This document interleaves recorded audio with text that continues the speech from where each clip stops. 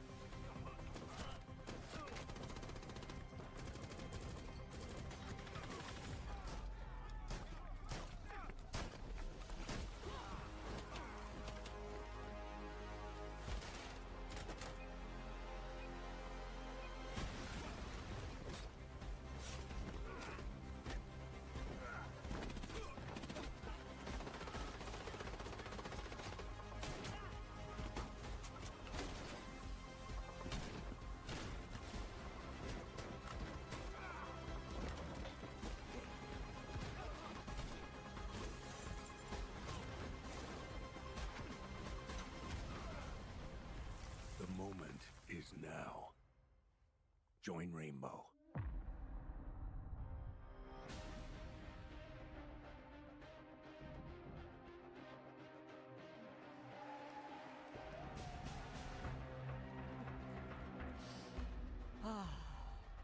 The day is finally here.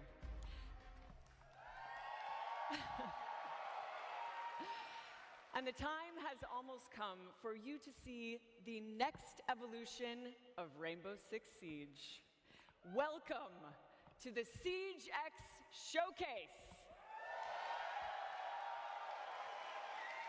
Awesome. My name is Patricia Somerset, and today I am here with a champion-tiered squad of developers, casters, and creators to show you what Siege X is all about. You can think of me as a squad leader. Shouldn't be too much of a stretch. As the voice of Ash, I'm used to delivering commanding lines.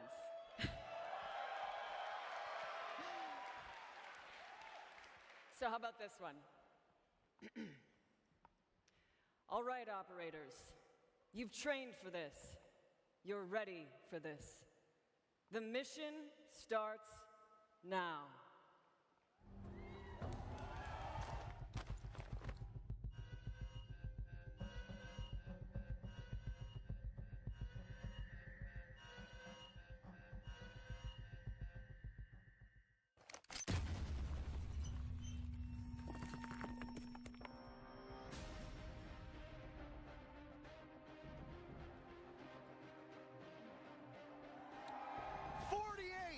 Of your favorite content creators have assembled here in Atlanta to usher in an explosive new era of Siege.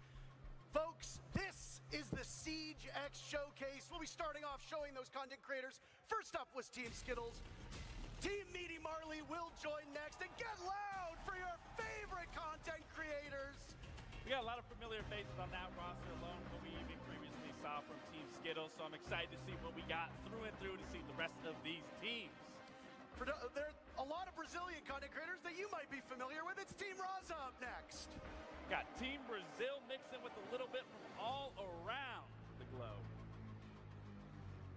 Team Pestely's going to join them next, walking out of the large X. I'm going to be honest, I know there's a lot of you here. You got to be louder than that. Come on. You know, we just talked about Team Brazil. Now we got Team A and Z coming through.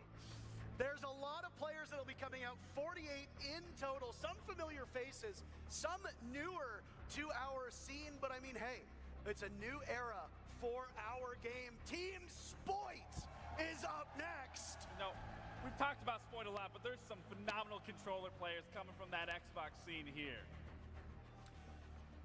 That controller player, by the way, there's a bunch of them on Stable Ronaldo, the next team walking out. You know, I saw Kiki warming up. She's looking strong, but they also have Frankie there, Diamond 1. Some familiar faces that you might recognize of this group walking out. The next is Team Lacey. Very big names coming alive right there as we see one of our own right there with Uzi. That's my boy. Uzi should be a familiar face for those of you that follow along online. And Team Pengu, a team of names that you've seen and heard before, but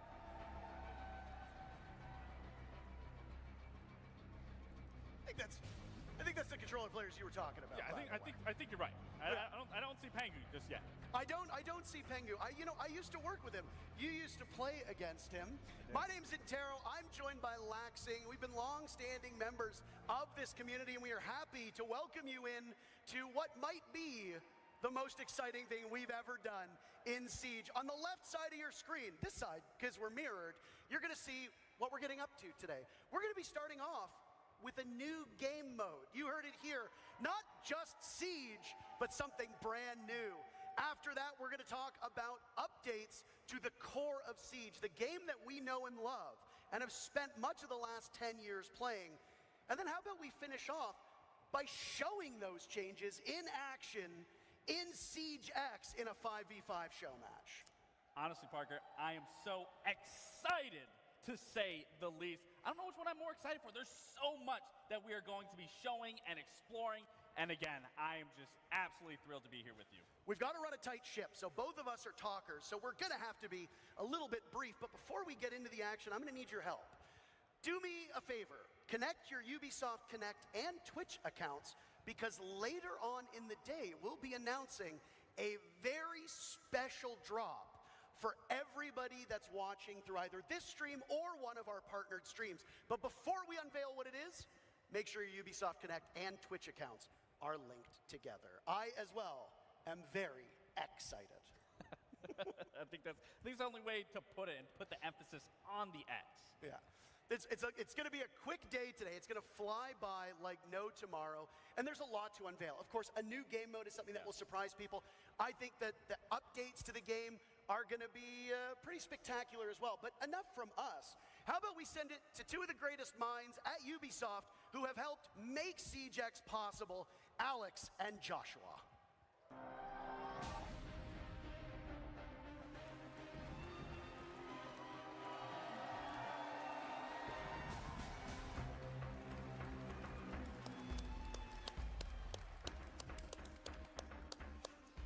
First of all, let's hear for Ash.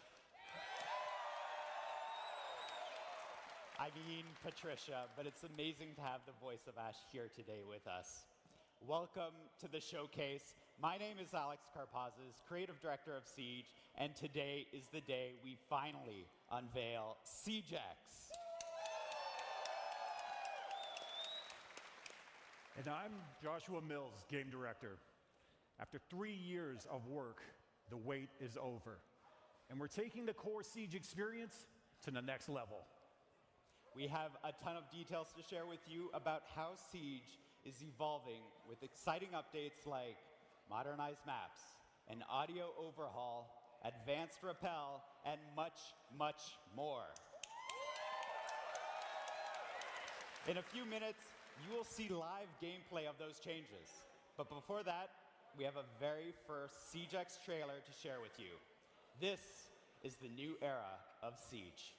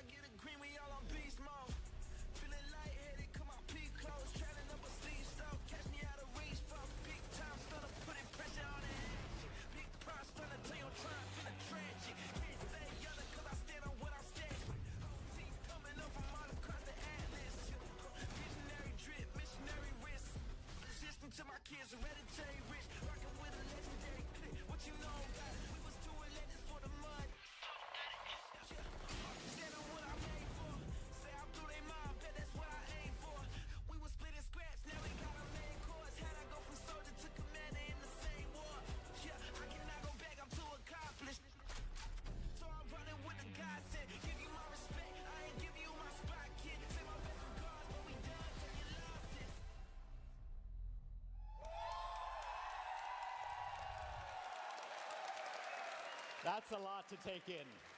That's why, over the next few hours, we'll cover all of it. We have 48 content creators around us getting set up right now with 4 live matches. And if you're quick with the math, then you've noticed that something quite doesn't add up.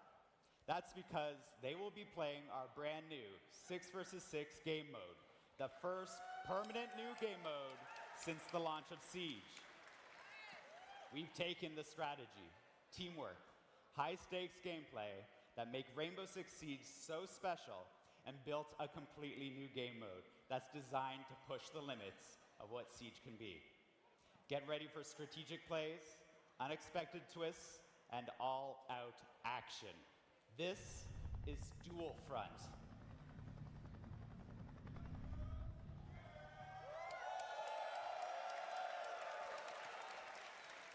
Dual Front is the culmination of years of hard work by our incredibly dedicated and talented team.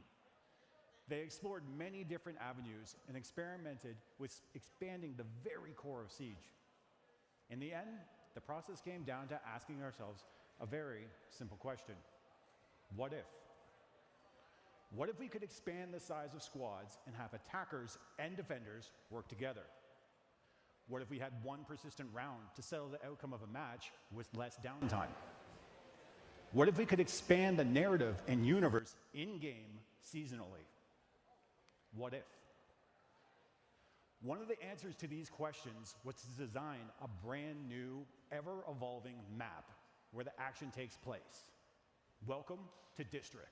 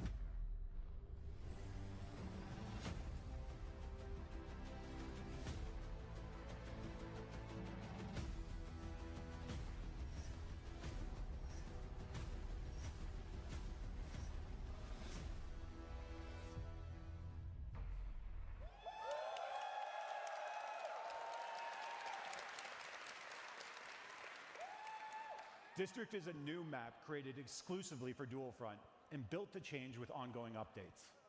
This map is uniquely designed to support the exciting gameplay of Dual Front and create new possibilities we've never seen before in Siege. Let's break it down. 2 symmetrical fronts, each featuring 3 sectors, set up the main framework of the map. Teams must capture one front while simultaneously defending the other as they work their way deeper and deeper into enemy territory. The ultimate goal? Reach the final sector and destroy the prototype in the enemy's HQ. The map's layout balances open areas and strategic choke points, demanding coordination and adaptability. And when I say open areas, this also includes outside. Players will now be able to move between indoor and outdoor spaces, extending their defenses beyond the walls of the building and setting up for some devastating ambushes. So if you don't drone, it's time to start. If the enemy does catch you off guard and eliminates you, you will be able to return to the fight as your currently selected operator or select a different operator for a tactical adjustment. Success hinges on balancing offense, defense, and team composition while seizing every opportunity to lead your team to victory. Which brings us to the neutral sector, a central area where a time-limited assignment will offer you the chance to shift the momentum of battle. Here's a preview of our first seasonal assignment.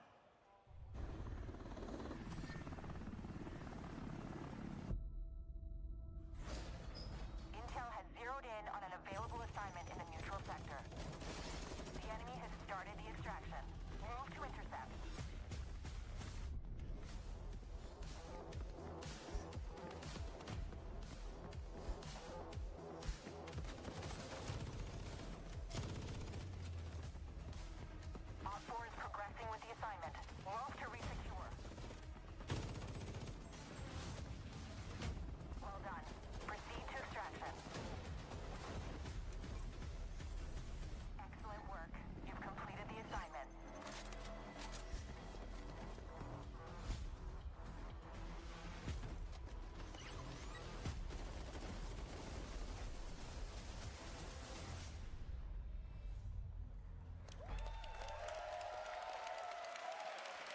The neutral sector is a high-stakes conflict zone where bold plays lead to game-changing rewards. Players can tackle the time-limited assignment that will grant valuable bonuses.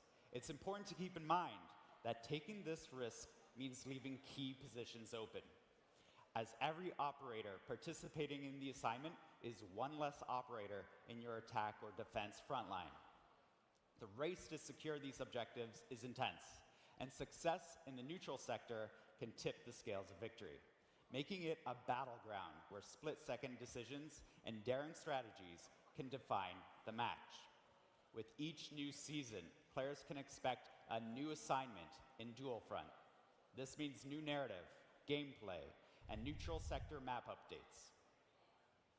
Dual Front was built from the ground up to use the strengths of Siege, while adding new twists. If you're new to Siege, this is a perfect game mode to play. Everyone is on a level playing field with a single new map to learn. There's also a limited operator pool, allowing players to focus on a smaller roster. We will be changing the operators in this pool twice a season, so that a new exciting meta is just around the corner. Finally, we all know that every life is a lesson. Respawn is an important part of this mode, allowing players to experiment and learn through play. You can join the closed beta later today on PC and current-gen consoles.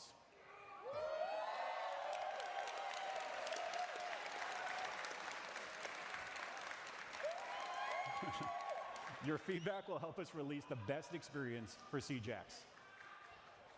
Now that you know what Dual Front is, it's time to see it in action. Let's kick it over.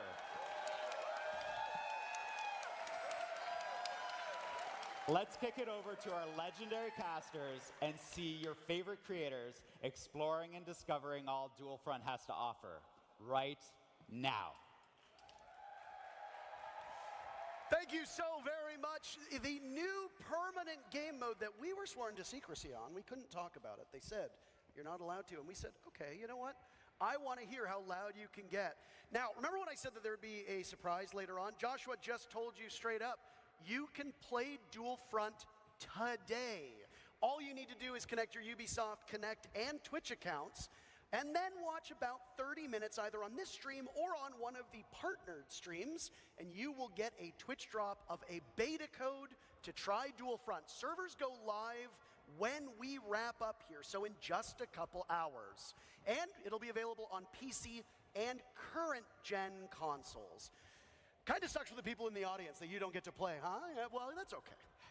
You know, Don't boo me, you're excited. Hey, hey, hey. But how excited are you for Dual Front? How excited are you for that, what looked like a weapon inspection? They got very, very loud. I mean, respectfully so. You know, we finally now can inspect it. But I mean, for Dual Front specifically, I did get to try it. And I'm jealous that they get to play it now, and I got to sit here and talk about it because I truly had so much fun within that time frame that I was able to play. You didn't get to play. I didn't get to play it. it. Still don't know what it's like. I have no idea. Truthfully, it's a wonderful game mode. Would you say you were excited? I was more than excited. Wonderful. We've got 48 content creators here to take us through Dual Front, and in just a moment, we'll be getting into the game. And honestly, because I haven't played it, am just as eager to see it in action as all of you are. We'll be going through how the actual objectives progress. How does that neutral sector actually work? What are the rewards that they get? And how does the matchup ebb and flow? And the one thing that I am most particularly looking forward to is you and I first started playing Siege in year one. We have got to see this game grow from the very beginning. And if you go back and you look at Siege as a regular game, the way that it was played back in 2016 is very different from the way it's played now. I have no doubt that Dual Front is going to function the same way. Now, in just a couple seconds, we'll intro our very first set of teams, and it will be fascinating to see how they tackle our newest permanent game mode in CJAX. What are your expectations before we get into the match? To be honest, there's no expectations that can be met, truthfully, because this is a new game mode. This is an undeveloped area where people are going to be figuring out. We're going to be understanding what it's going to look like, what we can see. Team Lacey and Team Stable Ronaldo will be the first set of teams. We are in the operator selection phase, seconds out from the first look at Dual Front. Operators are locked in. Are you ready for the next era of Siege? Folks, let's get underway with our first matchup of Dual Front. So this is already super unique. You know, when you start, you have the 6 operators that you are choosing from. I believe, if I'm not wrong, you will always be at the front, so you can always feel like you are the leader in this scenario, leading your team. But again, what's so unique about this is when you think about Siege as a whole, it's always been 5v5. Now you are adding that key element of bringing a 6th player onto that squad, which allows so many different ways to approach Siege and how you want to play it. And again, another big thing is you can mesh attackers with defenders. Now, while you had some hands-on experience, and you are a former pro player and a former world champion, it's not your expertise that we're going to lean on here, Gabe.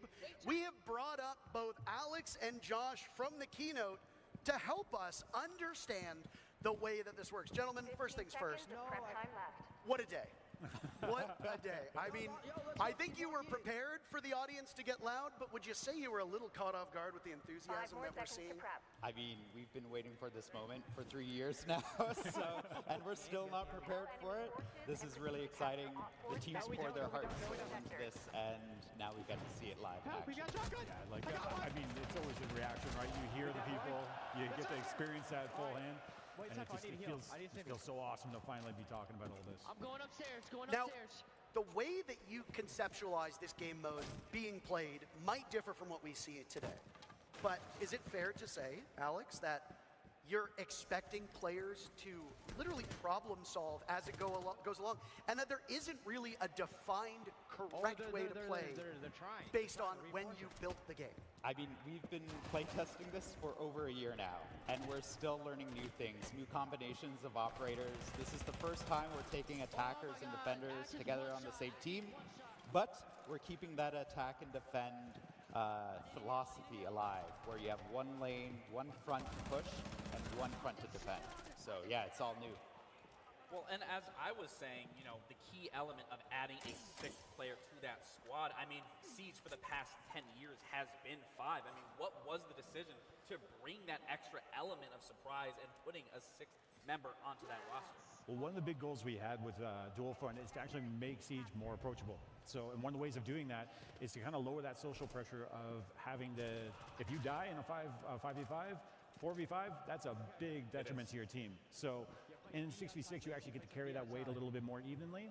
Additionally, obviously, the respawn's going to help with that and help people feel more confident and learn over time. But that's definitely a driving force there. I just want to touch on something here, and I don't mean to interrupt you, but we've got our first objective at play.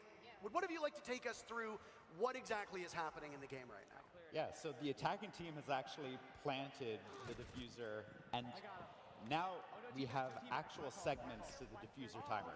So if the defending team comes in and deactivates it, it might save a bit of the progress that they achieved there. And this is one of 3 objectives that they have to secure now. That would explain why we have the 3 segments on the diffuser. That's right. So if you stop it, it'll go back to the last tick, if we want to call it that. That's right. And then you basically paused it. So it functions very similarly to regular Siege in the sense that you have to control the objective, you have to get that diffuser planted. And I love specifically that you guys talk about, you know, regardless of this being a brand new game mode, you guys are still keeping that core value of what Siege has always been in terms of that tactical prowess and what you can do within Siege. And I think being able to bring attackers with defenders can really set up that strategical stand even more in depth than what we've currently seen throughout Siege. I mean, that's the magic of it. As when you're playing this, you have to go on the attack. You get that attack, and then you got to go into the defense within the same lane. So it varies up what you're able to do there, like bringing a Nomad on attack. Obviously, we've done that 1,000 times, but putting her into the defense and making for the post plant, it's all about that. It's almost like they're fighting on dual fronts. And now we see that the other team has planted the diffuser as well. So both are active at the same time. Teams have to recoup, regroup, and understand how they can recapture the site now that the plant's gone down. The red team succeeded, it looks like, in their very first capture. So now what happens? Is Uzi going to get it? Yeah. They've already lost one tick, as you talked about. Yep. And it'll roll back. So like that progress they earned and they fought for, they get to keep, but they didn't get all the way for the next sector of the actual objective, so that's lost. And what I'm seeing now with the front A team, they have that first one secured. Now that timer is going. So essentially, does that now force them to now play the defense, wait for that next sector to open up, and then make that transition with that rotate? Yeah, that beat there is actually leading into essentially a prep phase for that new sector. So our attackers in that lane are going into prep, using their drones, looking forward, or they could rotate in through the neutral sector over to defense and help shore up your own defense. Now, I do want to ask you guys, because you've obviously had some time playing through it, what is your ideal lineup that you've ran the most, that you've experimented with the absolute most, whether that's on the defensive side or the attacking side? They're bouncing. They're just very excited to play the game. It's amazing running Nomad on defense. I like it. You never experienced it before, and just doing that is amazing. I'm about to say, you'll never hear anything coming from me in terms of Nomad with how much I love Nomad. I think Parker knows that as much as well. I played flank watch aggressively, so the fact that you can use those air jabs on defense to get those sound cues, to get that quick reaction, to net one of those eliminations, I mean, Nomad's massive on defense. I mean, Gabe, when you played professionally, if there was a spot on a map to be as far away from the action as possible, you were there. Absolutely. So you would have 110% find me at that neutral sector, where I am not going to be in the thick of it, but I am going to be trying to lurk my way through and see what is open and what isn't. Now, one thing that you mentioned while talking about the game was that you're going to be swapping up the operators twice a season.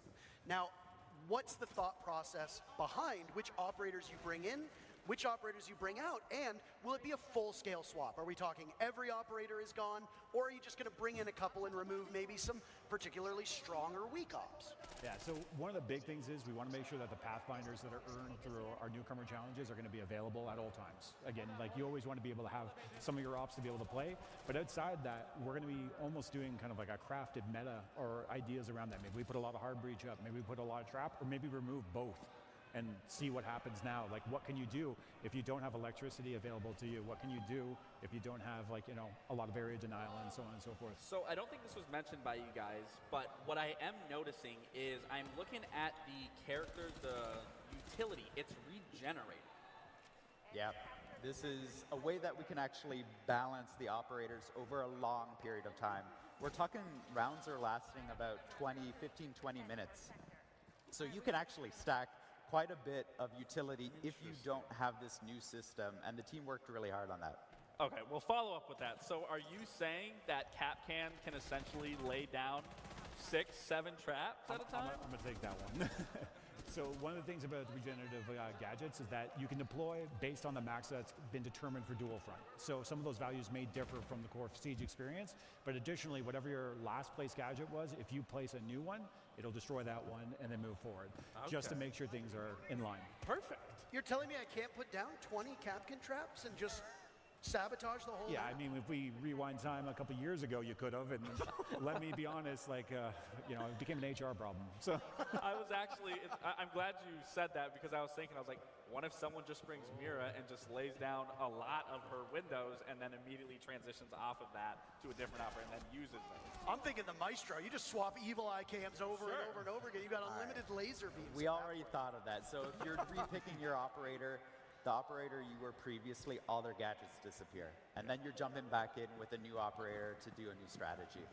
additionally, you can actually see as operators are being swapped out and respawning, they go back to being unknown because we don't know who's coming up in that lineup again. So that's another thing you'll have to adapt to as you're on the field. I'm not a developer. I don't balance this game. I can only imagine how tricky it has been to find a way to make everything work. But before we get there, one of the beautiful things about having all these content creators in person is that we get to hear from them live in action. Patricia has an interview ready for us down on the stage. Thank you, guys. I am here with Skittles. How you doing? Doing great. Skittles, I would love to get your first impressions of Siege X. How are you feeling about it right now? I'm absorbing everything. This is a completely new game. We got a big map, more operators. Like it's insane. I'm just trying to take everything in right now, basically. Yeah. I can imagine. Are there any particular things that you're focusing on or interested in seeing in terms of the new updates? I'm just really excited about the gun inspection. After 10 years, we finally got that, and oh my god, all the skins we have now, it's so worth it. It's so cool. Very cool. Well, I won't take too much of your time, get you back to playing. Thank you so much. Skittles does a lot of YouTube work, and I know that the weapon inspect element will be excellent for thumbnails, so that will make it a lot easier for content creators to advertise their stuff. Let's dive into the next matchup that's happening at the same time, and it's a little bit of the old versus the present, one could say. A former two-time world champion of Pengu versus a current major champion of Spoit, as it's Team Pengu versus Team Spoit, and there's a competitive mindset between these two teams that is, maybe I would say, unlike a lot of the other matchups we'll have today. I mean, how competitive can it be? I mean, Spoit's beating up on a retired old man of Pengu. Like, give him a break. Let him breathe a little bit. I'm fascinated the way that this mode is going to be approached, right? Because Siege casts such a wide net. There are people who are going to play it on PC. There are people who are going to play it on console. There are people who are going to play it in casual, people who only play ranked. And then you've got people who are playing on high-end gaming PCs, and people who are just sitting at home, playing on their couch, listening to music, playing casually with some friends. And when you look at a mode like Dual Front, do you think it's the type of game mode that can catch all of those players and provide a compelling experience for each one? Yeah, when we were talking about Dual Front, first of all, Siege is challenging. That's in our DNA. We'll never change that. But Dual Front makes it more accessible. You can respawn, you can repick your operators, you have more players on the table so you can try out new things. So all of this adds up to a game mode that honestly everybody's at the same level, on the ground floor, and they're able to jump in and have immediate impact. So I was going to follow up with, I mean, we obviously talk about the casual base, me coming from that competitive background. I absolutely do love the approach here, especially as we do know, Siege is a very complex game, but that's what makes it so unique, so fun when you can actually learn it. But what I really like about District specifically is it's symmetrical. It does really allow you to learn from one end to the other of just the basic functionalities of how Siege is played, whether you're playing horizontal, whether you're playing vertically, so you're not getting confused. And for a new player that you can come in and be like, okay, this is what Siege is like. So then you bring that into the other maps. And then I did also see not every single operator is able to be played. And I think that also is huge because as we know, Siege has a lot of operators and continuing to grow as the game continues to go further on. So I do genuinely think this is a great approach for not only a competitive standpoint, but most importantly also I'm doing it. Ready? Come here. Yeah. No, I'm very excited to see the way that it shakes out.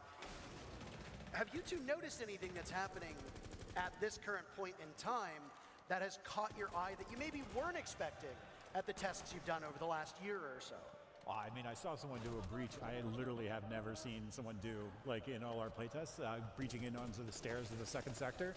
Like, that side of the site, like, I don't usually see people, like, pushing through there. They usually push from top floor or walk up the stairs, but never breach the wall and jump right into the stairs. So that's kind of the magic of the map, right? So. We've got another interview ready from TikTok to Twitch, and now here in Atlanta, we've got Titanium Rolo down on the stage with Patricia.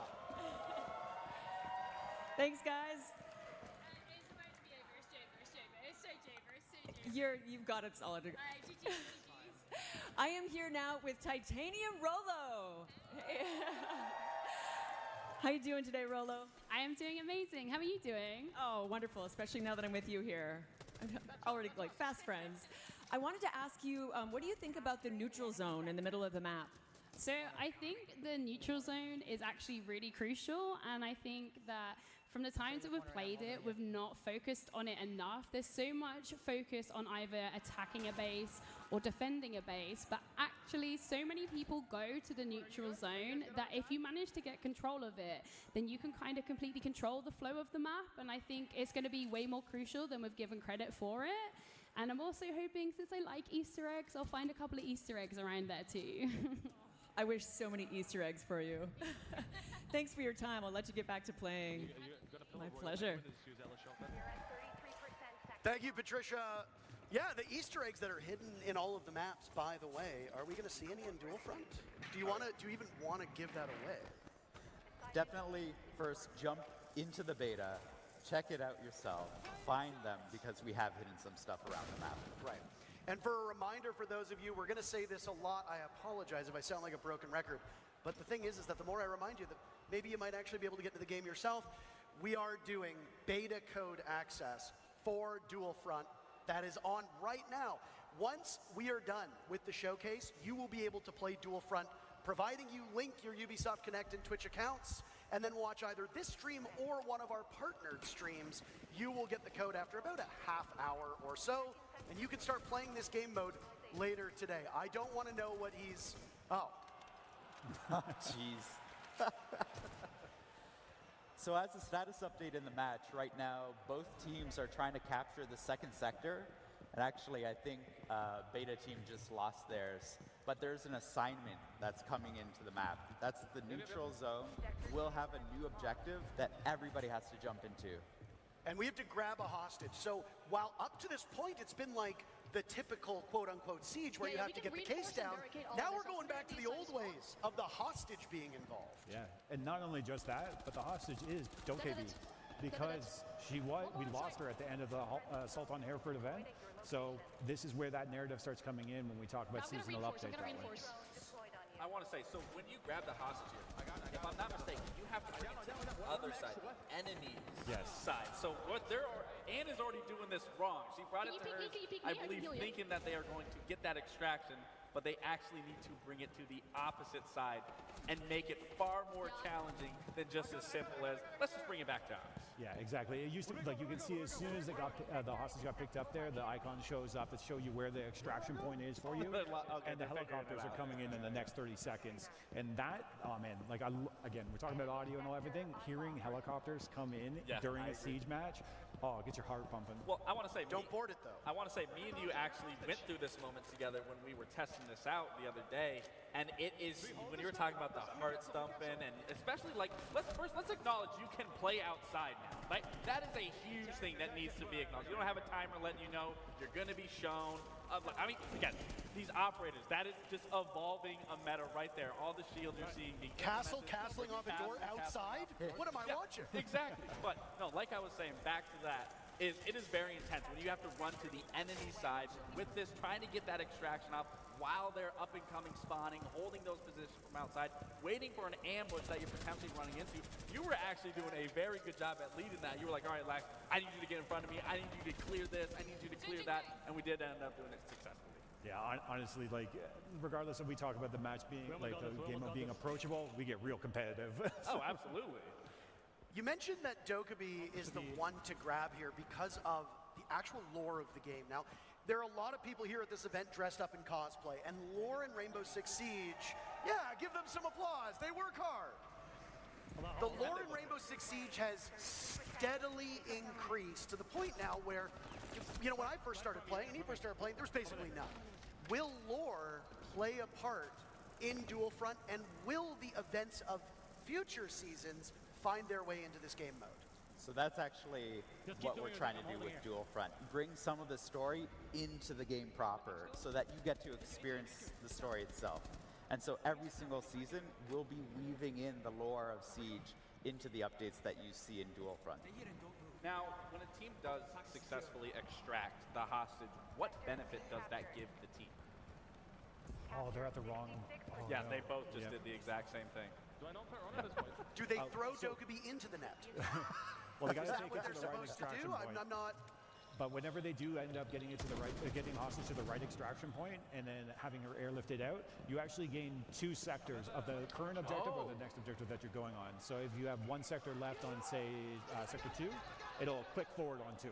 Okay, and so that won't, so like for example, on Bravo's side, they already have 2 of those sectors, or not sectors captured, but they have, you know, halfway through. Actually, yeah, on either side of the match right now, whoever secures the assignment will win.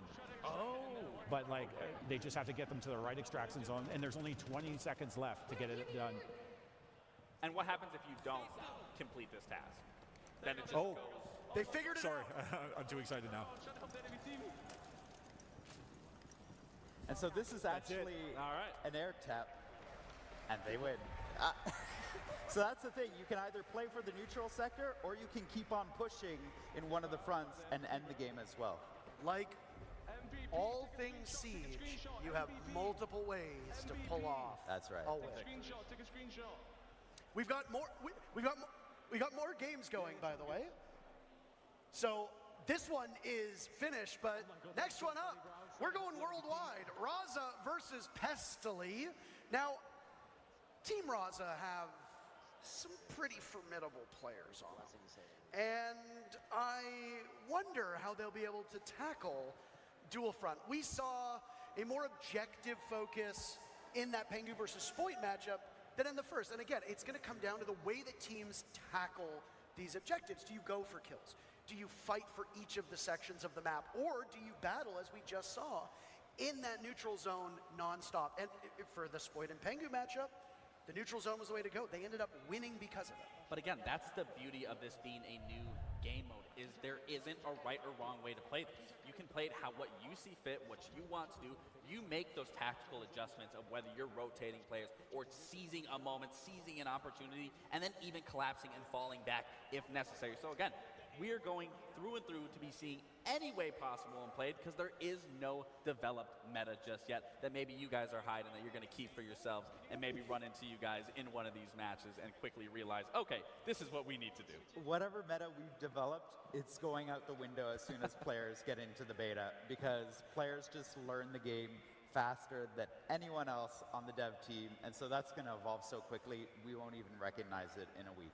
Well, his game is finished, so let's hear what Pengu's thoughts on Dual Front are. I am over here with the wonderful Pengu, everybody. Thanks so much for joining us today. How you feeling? Excited. I'm not gonna lie, I was a bit nervous, and I came into it. I went 0-3, got no kills in the beginning. I was like, oh, chalk it. But then the teamwork started happening, and next to me started making some calls, and it clicked. We got the W. Lovely. I'm sort of curious, what do you think about mixing attackers and defenders? How's that feeling? I love it because it creates even more flexibility than before. Obviously, Siege has been about soft destruction, hard destruction. Now you have stuff like Capcan traps if you're defending, mute jammers. For example, Priest and I, we start defending the bomb site. He's playing castle, I'm playing mute. We're locking them out of the map, essentially. And then if we join them on the attack, we can play more aggressive operators like the Grim, for example. Amazing. Have you found any OP combos? I can't talk about that because, like, what if people, they copy it and they beat us, you know? So no, can't leak strats right now. Oh, perfect. I'm gonna let you get back to it. Thank you so much. Thank you, Patricia. You can take Pengu out of the game, and his former team did, but you can't take the player. I gotta get my digs in. But you can't take the player out of the actual match. He's not even giving away secrets in a show match. Like, come on. Saving strats for SI. Yeah, exactly. He's saving strats for the next match. Team Raza versus Team Pestily is up next. A reminder about those drops. I mentioned that we have partnered streamers. Everybody here is streaming as well. And we've got streamers at home that are also co-streaming this. Tune in and get to enjoy the action. I know that you want to hear us, but you've also got other people to tune in too. Now, that matchup between Spoit and Pengu went by pretty quickly. How does that match up with your expectations of a typical game of Dual Front? So, one of the interesting things about the neutral sector assignment is it randomly triggers in the middle of a match. Between, I think it's like 10 minutes and 15 minutes. Is that right? It's like first 5 in.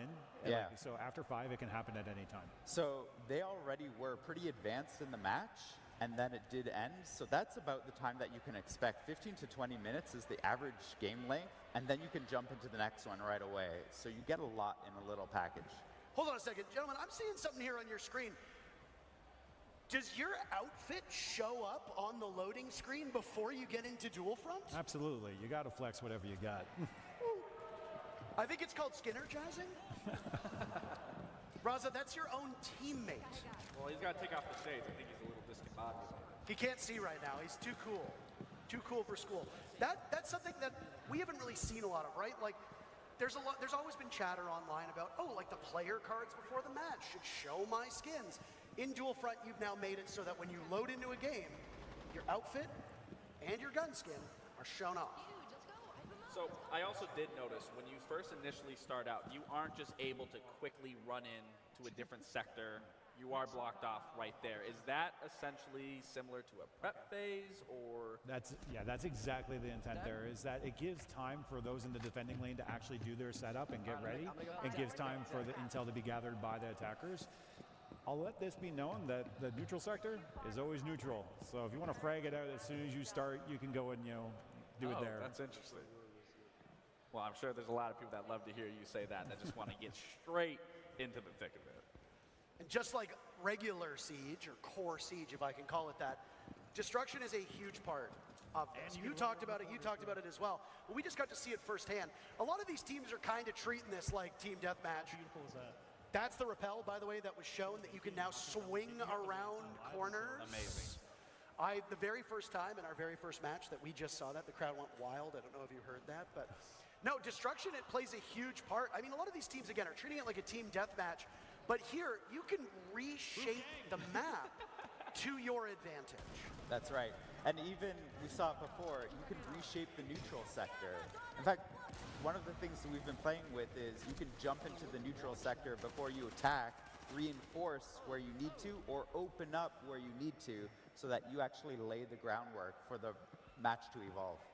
So I did notice within these sectors there are still default cameras that are up. And we've already talked about regenerative utility. Is that the same thing with barricades? If a team just is absolutely not attacking, they're more focused on defending, where they just immediately fell off, will those barricades come back up? Or is that through and through, once that destructibility is there, it's permanent? Yeah, once the destructibility is going in place in the match, it's kind of the story of that match. So we allow that to be the permanent beats that had happened throughout it. So if anything's being broken down, like we talked about the cheat code where you get a soft wall, maybe not reinforcing it right away is a good move. So you get that second layer of destruction happening. But once it gets direct, then you reinforce it. Now that's a second barrier to stall them out. Josh is giving that key intel for everyone listening, so you might want to take him up on that. There's a little tricks of the trade of this. Don't barricade right away. Wait for it to start being destroyed and then put it up. Another interesting thing, though, when it comes to destruction, you'll see that the barricades are color-coded. And that's because the team that has their own color can tear it down.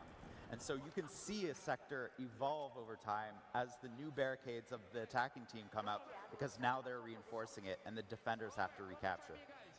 We've spent almost a decade of watching round by round things reset. It's a little bit odd to see persistent destruction in this game. So, I mean, you'd see it in TDM from time to time when eventually, a map would be reduced to smithereens. But not only do you see it now, but it plays a much bigger impact than it does in TDM, right? TDM is a fun game mode, but here there's much more strategy, as you pointed out. And the way you go about it will only deepen people's understanding of how to play this game. Raza just displayed that perfectly, of questioning whether or not that was one of his fellow Capcans or another team's trap, and then scanned it to see if it was, found out it was, and then shot that. Again, that's another thing as a veteran player. When you're going to be experiencing this, you are going to have to be so aware of the utility that is placed around the map, placed around the sector, because you don't know if it's yours. You don't know if it's the other teams. You always have to be on alert. So again, it adds such another core development and process that you're going to be going through while playing this 6v6 game mode of Dual Front. Yeah, absolutely. We're just moments away from starting our last match of the day. Gentlemen, it's been great having you here, and I'm assuming you'll be riding along for that last one. But is there anything that you want to talk about that we haven't seen yet, by any chance? Actually, we've seen quite a bit here that we haven't dug into yet, and we're about to, because there are changes that are coming that you might have seen in Dual Front. They're coming to the entire game. So we'll be talking more about that very soon, actually. You're just going to tease people? Yep, that's You're it. Not even just teasing people, teasing us. Teasing us. You can whisper in our ears before you head out. Admittedly, we had to tease them earlier on with the new game mode and all that special stuff, but good things come to those who wait. Our very last matchup of the day is upon us for Dual Front, at least. Team Skittles, who you heard from earlier, and Team Meaty Marley will do battle. Fun fact about both of these team captains, both of them started their careers hiding their identity, and we eventually got a Skittles face reveal, and now we know what Meaty Marley looks like. The question is, game. Will their gameplay I'm good. be I as think my handsome mic as they moved. are? Oh, yeah. I think they will, but something that really make sure sticks it's out what you for me want. with both these rosters, if you were to ask me, who do you Thanks, think's the favorite here? I don't have one for the simple fact that your boy Roy and Atheno look a little deflated in their biceps. I don't think they got their pumping for the day. So you're definitely going to have to rely on the 5 players, I should say, on each side to pick up the weight from both those two. I have a slight suspicion as to what the devs were talking about, by the way, because they said there's something that we're changing in regular Siege that wasn't mentioned, but it was briefly shown on the reveal video before this.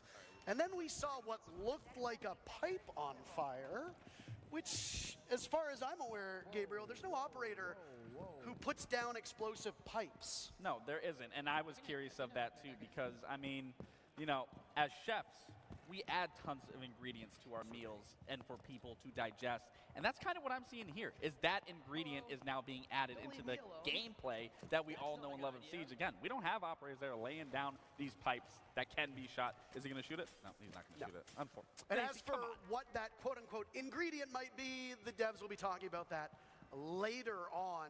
I do like that we have a big mix of players here in Atlanta. You've got controller players, you've got mouse and keyboard players, you've got Siege vets, you've got former pros, you've got world champions, you've got people who, as far as I'm aware, might not have ever really touched Rainbow Six Siege. I mean, Narcoleptic Nugget, he doesn't touch Siege. I mean, look at the gameplay right there. I know we know him from Siege, but I'm a little disappointed in his gameplay so far. This was the man whose biceps you made fun of earlier. Yeah, I know I'm going to regret it because, I mean... Do you think he could take you in a fight? Yes, for sure. I mean, look at him. He's so locked in. Actually, I lied. He just missed that. Well, it was through a wall. Oh, was it? There are outlines on operators as well because, as you might have noticed on the top of the screen, the teams can run the same ops. They can. So you can have 2 vigils on the board at the same time. We saw in one of our earlier matches there were 2 docks on the board, and outlines are very important to be able to distinguish, is it a friendly dock or is it an enemy dock? Well, I mean, that's something that you're going to have to decipher, like I was saying, with the utility that's going to be on the map. You're going to have to keep in mind a mental awareness of, okay, we're seeing it right what's there. this? No, Macy, get off drone! See, he's not, you know, he's not appreciating. Okay. There it is. Okay, so that's interesting. So, you know, we talked about operators not being able to lay anything like that, but in similarity to a Capital Bolt, similar to a Goyo canister, I mean, this creates a completely different new look and what we can see in Siege X. This has been an interesting matchup between these two teams. They're playing it very slow, which is in stark contrast to the first game that we saw that had Uzi killing everybody in the server. Now, they talked a lot about this neutral sector, and it's coming in pretty quickly. Again, it can spawn at different intervals. This one in just under a minute, and it'll be only 9 minutes into action. Will these teams pay that neutral sector and the assignment that comes with it the same respect that we saw from that Pengu and Spoit matchup? That is the question. Uh-oh. Now, I am curious how long... Okay, so that flame actually does get put out pretty quickly. It's not a Goyo canister. No, it's not.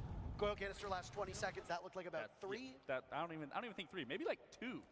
But I think we... could be wrong. I'll wait to see. You're if gonna fight anything... with me over a single second? No. Completely unrelated to what we were just about to talk about that we might see later on.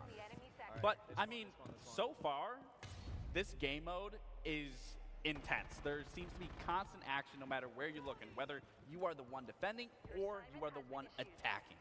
Now, speaking of, Alpha has to defend against a diffuser that's been put down while also dealing with the hostage objective in the middle of the map. That's the assignment that has spawned in. So you've got 6 players on your team. How many do you send to deal with that diffuse kit, and how many do you send to deal with the assignment? That's the biggest thing. You know, if I'm in this situation, I'm sending at least 3. At least 3. To which one? To the neutral sector, to go for that hostage and keeping 1 on one end and 2 on the other, so that way you are still covering all of your bases where you need to, covering those sectors, making sure not only you can defend, but you can still attack, but you can still go for that neutral sector. And they're trying to go...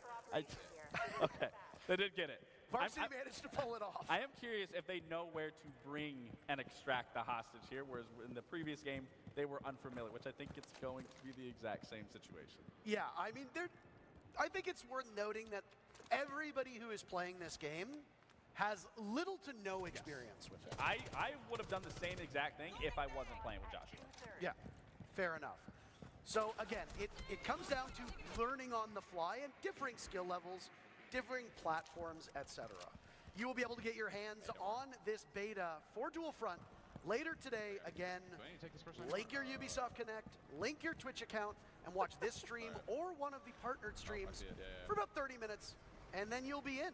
You'll be able to play on PC and current gen consoles. Now, it looks like Skittles might be able to pull it off. I think he's going to. Funny because we listened to the on-boarder, the don't board the helicopter. But when now he's bored. the literal opposite is the focus here. I mean, it's up to that one Brit to shut this out right here and not make sure. And Skittles, I mean, My God, wow. that was devastating right there. And now he's going to go for it. I mean, again, this is a beautiful thing, once again, is where you're not just focused on the sectors. You do have to focus on another objective, which is, again, it's so unique, and it still allows you to be in control of any scenario at any given moment, to be able to shift, to rotate, to be elusive, that you can't just focus on one thing. You have to shift your focus in other places through and through, which, again, for new players, old players, it allows you to constantly learn and adapt, which that's what Siege has been about for years. And what you learn about this game mode is going to change very quickly. Yes. Assignments will be changing. Oh! Do it again! Do it again! Capture 1/3 complete. I don't think they're capable of hearing us. But again, just to kind of underscore how this game mode will be supported, a season in Rainbow Six Siege is about 3 months, give or take, because we have 4 a year, just like regular seasons. Twice a season, the operator lineup will change, which means that for a lot of players, as you're finding your footing, things will shift. And then at the start of each new season, the assignment will change. Right now, it's rescue Dokkaebi, pick up the hostage, get her to the helicopter, save her, but who knows what's next? There's one thing that I've noticed that isn't present, and that's anything to do with secure area. If you look at the original 3 game modes of Rainbow Six Siege, you have the regular bomb, which is the whole premise of Dual Front. You have hostage, which is the special assignment, but where is secure area? Could it be coming next or coming at some point in future seasons? Well, we're already getting something brand new with Dual Front, and it already being a heap loads of different things involved. So we could see an entirely different brand new mode introduced. Well, I mean, you know what I mean entirely. I know what you mean. Yeah, exactly. So, I mean, honestly, everything's up in the air of what could be brought in. And it allows the developers to toy with the game, frankly. The Siege X formula has been around and has been tweaked over time. And you're going to see some more of those tweaks coming up in the next portion of this showcase in the core gameplay update section. But you can't really reinvent Siege. But if you want to experiment, Dual Front is a great game mode where you can take those liberties and try out some new stuff, and who knows? Just as right now, original core Siege has influenced Dual Front, something could be cooked up for this game mode that is popular enough, maybe one day down the line, we see it in the core game. Maybe not. This is us idly speculating, but again, it gives the devs a chance. Oh, it gives the devs a chance to talk about this new game mode. And of course he's MVP. Of course. We've got our last interview for Dual Front with Fastan and Patricia. Thank you. Hey, Fastan, how are you doing? I'm doing very good. I'm so excited to be here. The game's been a lot of fun. It's been great. Oh, amazing. Thank you for letting me take the time to pick your brain.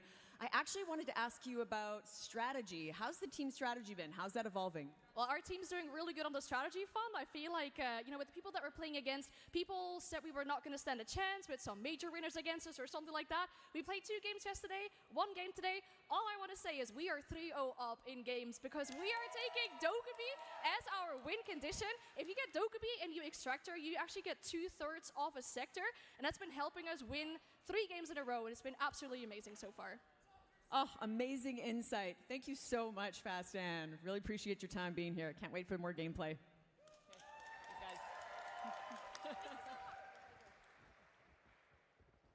Well, Well, thank you so very much. And again, it's great to have everybody here under one roof playing this game, and we get to get real-time opinions on what we're watching, because we only get to see their perspective, but they get to play it, they get to experience it, and almost every single match played differently. Yeah. Well, it goes into what I was saying. This is a brand new game mode. It's unexplored. Everyone is going to be approaching it entirely different, whether it's going to be here or you guys later once this all wraps up. It is an unfamiliar area for everybody. So again, there isn't going to be a meta just yet. Who knows? There might not even be a meta in general, because there is many factors to take into here that we just have not seen throughout Siege's history. And if you're new to this stream and just catching up to speed, the game mode we just watched, the new permanent 6v6 game mode coming to Siege X, is going to be playable later today. We'll be giving out beta keys to those who have their Ubisoft Connect and Twitch accounts linked together. So you can get the keys here, you can get it from the partnered streams as well. You just got to watch about 30 minutes, then you'll get access to the beta code. It'll go live when the show wraps up later today. But we've got Patricia ready yet again. As I said, this show's going to go quick. I didn't lie. Patricia, take it away.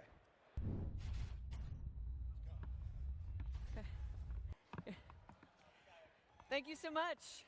Thank you, Antero and Laxing. How are you guys enjoying Dual Front? Pretty cool.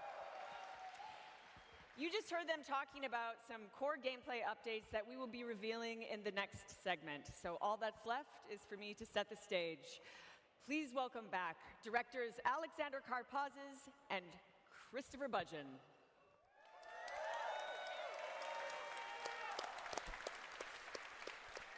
With Siege X, we're taking Rainbow Six Siege to new heights.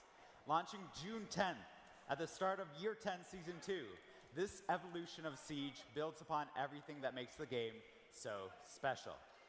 In the first part of our showcase, we showed you Dual Front, our new 6v6 game mode, and there's a lot more to talk about.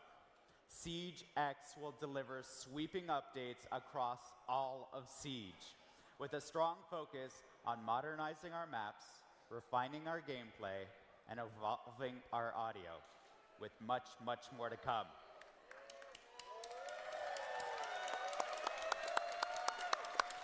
At its heart, our philosophy remains the same.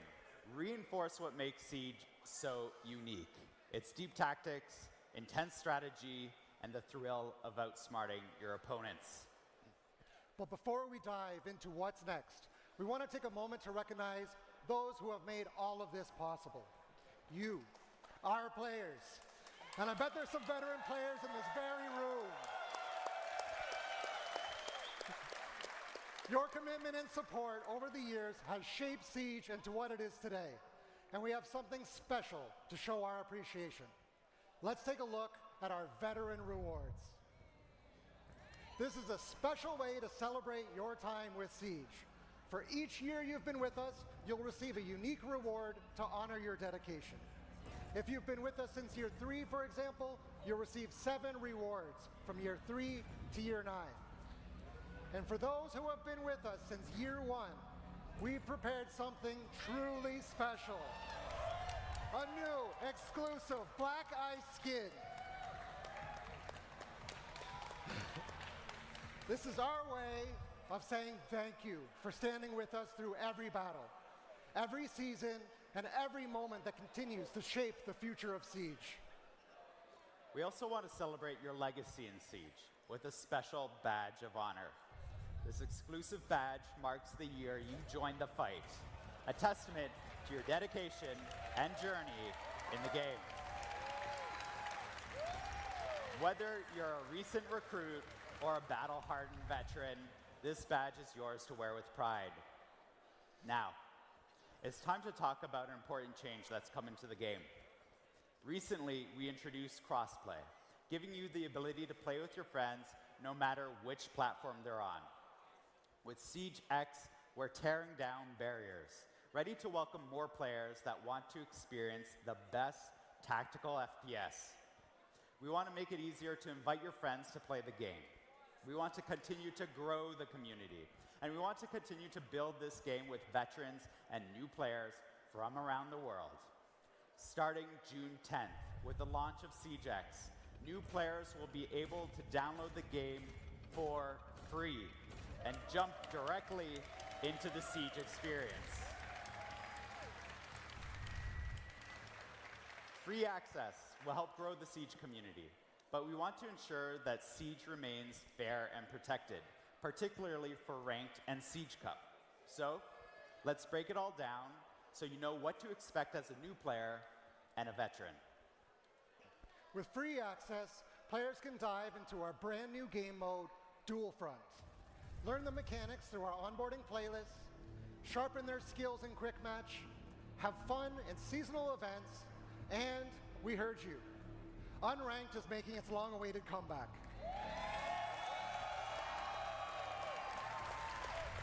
Unranked offers a competitive yet approachable experience for free access players to test their skills and explore the new pick and ban system, which you'll see in action in our show match later on. Free access players can experience core Siege gameplay and access training modes, earn XP, and unlock rewards. As part of the new onboarding process, players can earn and customize up to 26 operators through play. Additional operators can still be unlocked using the currency they earn to continue to grow their roster. The most competitive playlists, Ranked and Siege Cup, are high stakes and reserved for those who unlock the next level of Siege competition through premium access. And as always, you'll need to be level 50 to participate.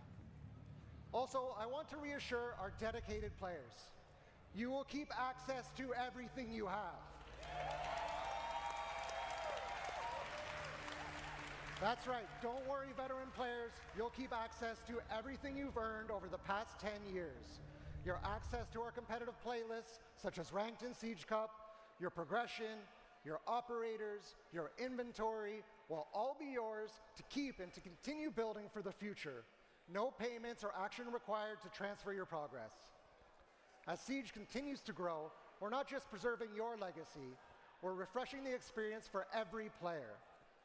With SiegeX, our totally revamped UI will be more than just a new coat of paint. How you navigate through game modes, browse your battle pass, and interact with Siege is faster, it's more intuitive, and more immersive. The UI overhaul also streamlines your experience as you track your journey as a Siege player. So whether you're a veteran bringing in new friends or a fresh recruit, we've revamped Siege's global progression system.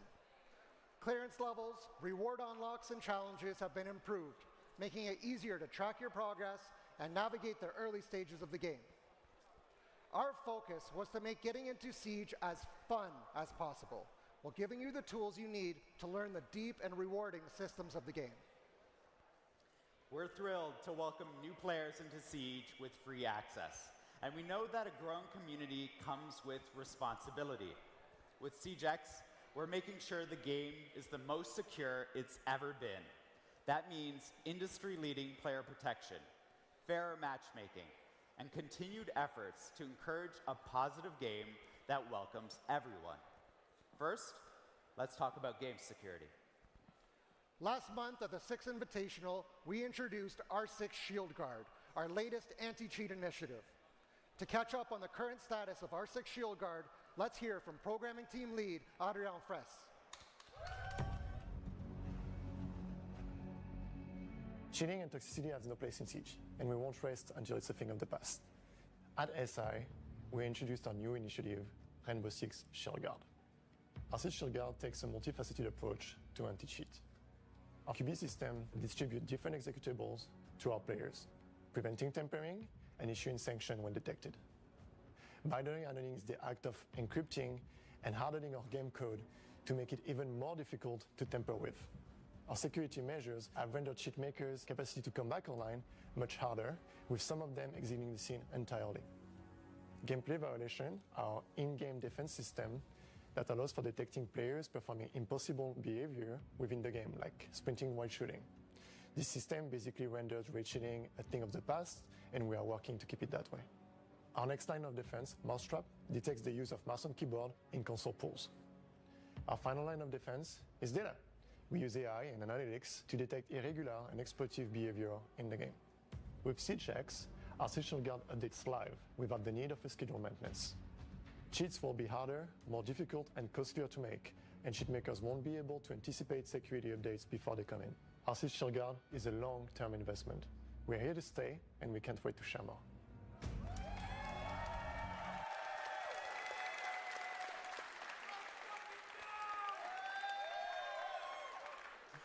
We're taking anti-toxicity in the game seriously as well, and we've made huge strides to make sure that everyone feels comfortable playing the game. We've doubled down on our mission. There is no room for abusive language and harassment in Siege. Here's Lancelot Satjay, Associate Director of Player Protection and Game Security, to talk about the systems we have in place. We know that toxicity has become more frequent in game, especially with a constant increase over the past 2 years. But the good news is, since Year 9 Season 4, the past December, we are now seeing the first decrease in toxicity. This is thanks to features such as our rework reputation system that addresses recurrent toxicity while rewarding constant positive behavior. Plus, our recently implemented automated text chat moderation. Since its release in Year 9 Season 4, the number of unacceptable messages has been divided by 2. We are constantly working to improve and balance detections. We are also dedicated to protect potential targeted players with our privacy setting features. In Year 10, the reputation system is fully activated. It means that the most toxic players, the ones with a dishonorable standing, have been removed from ranked, standard, and Siege Cup matches as they were impacting 25% of games played. Players with a positive standing are receiving rewards and specific car backgrounds. The more constructive feedbacks we receive, the better and fairer our systems are. To do so, use the in-game report function or contact us through R6Fix. We are listening to your feedback, and player protection will continue to evolve to make sure that the game is safe for you, even more with free access.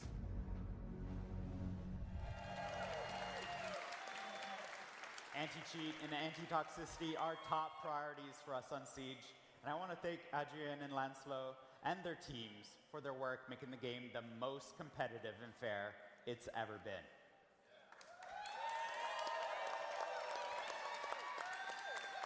Now, let's talk about the maps and visual updates we mentioned at the 6th Invitational.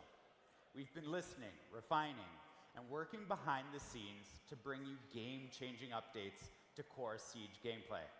SiegeX isn't just about the new experiences. It's about making the 5v5 Siege you love even better. From mechanics to quality of life improvements and everything in between, we're ushering in a new era for Siege. One of the biggest changes coming to Siege is our modernized map update. We know how important maps are in Siege, and we've been hard at work improving visuals, readability, and overall gameplay flow to make every engagement more tactical and immersive. These updates will enhance lighting and textures and be more in line with the dark, gritty tone that people picture when they think of Siege, all while maintaining the strategic depth players love. But words can only do so much, so let's take a look at how these changes come to life in action.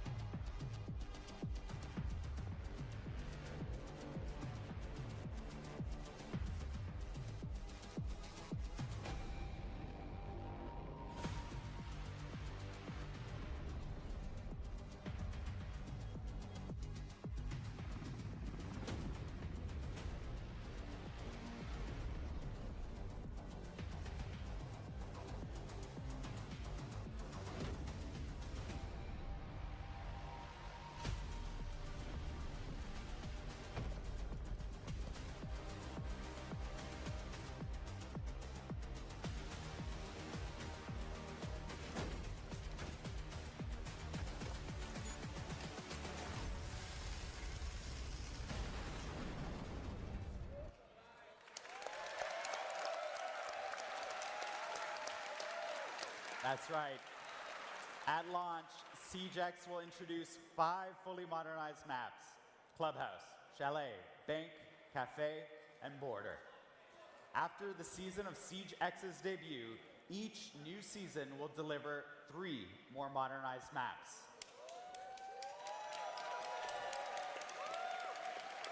We've done significant work on these environments. We've rebuilt the lighting engine to bring more realistic atmosphere with richer contrast and colors. All major surfaces have been redone, with materials looking more real thanks to updated, physically based rendering standards, displacement mapping, exposure compensation, and increased resolution. For PC players, that means an optional true 4K texture pack for the sharpest, most detailed environments possible. For those watching the stream, we'll be sharing all of these videos today at full resolution so you can see the difference. Building on the technology of lighting and modernized maps, we're also introducing a feature that adds a whole new layer to tactical awareness: first-person shadows.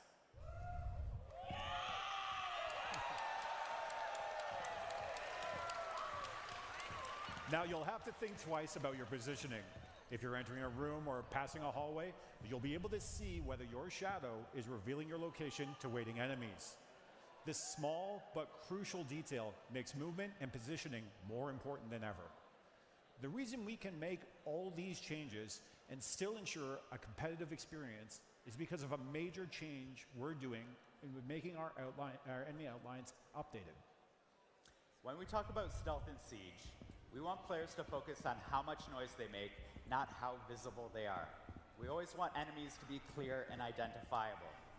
The new outline system means, even with the more immersive lighting, enemies can't hide in the shadows.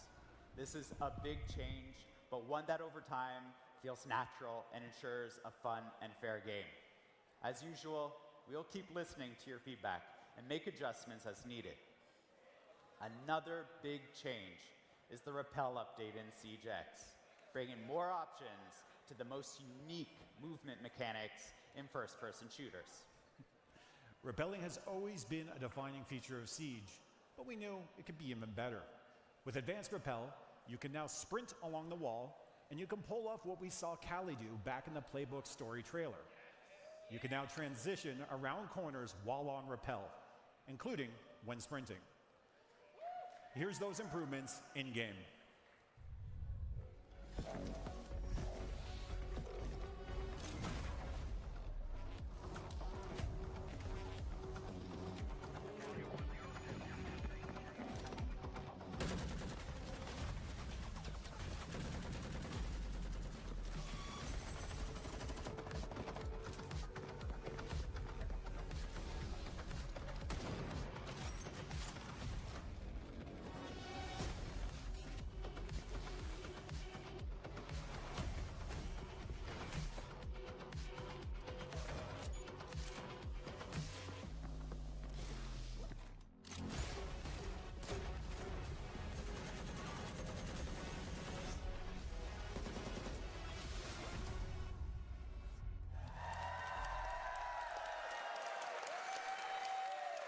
Smooth cornering and sprinting makes rappelling on a wall and executing a plan so much more satisfying.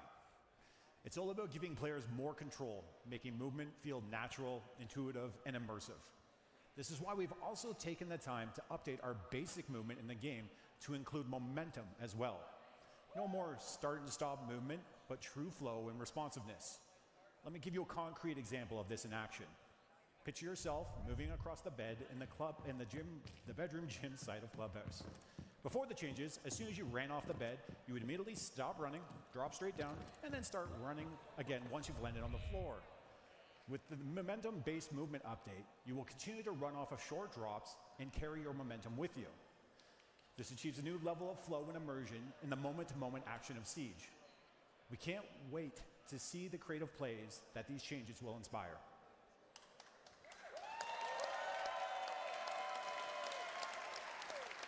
We've talked visual improvements and new movements. Let's dive into something that's going to shake up gameplay itself: say hello to destructible ingredients. During an operation, every detail matters. Your intel, your loadout, your position, but above all else, your environment.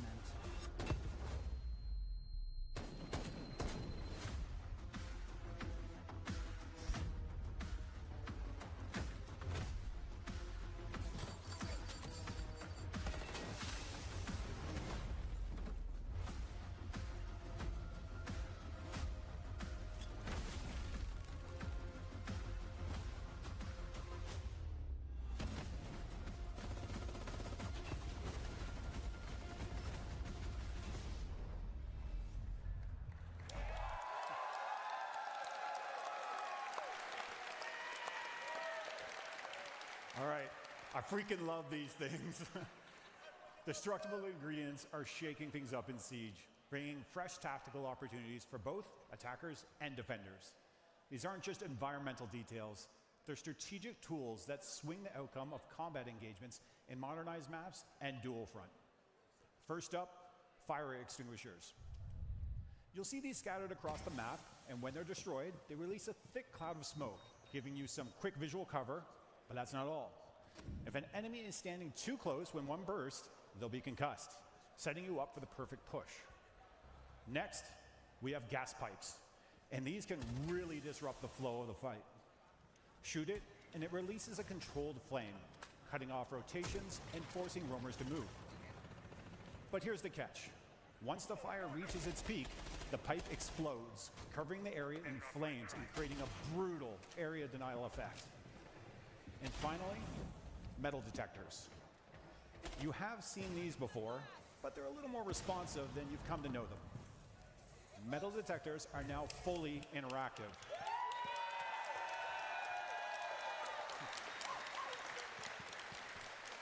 You can disable them temporarily or permanently, giving you the control over when movement is detected. Do you disable them to sneak through unnoticed, or leave them on to bait enemies into giving away their position? You can even destroy them outright with explosives.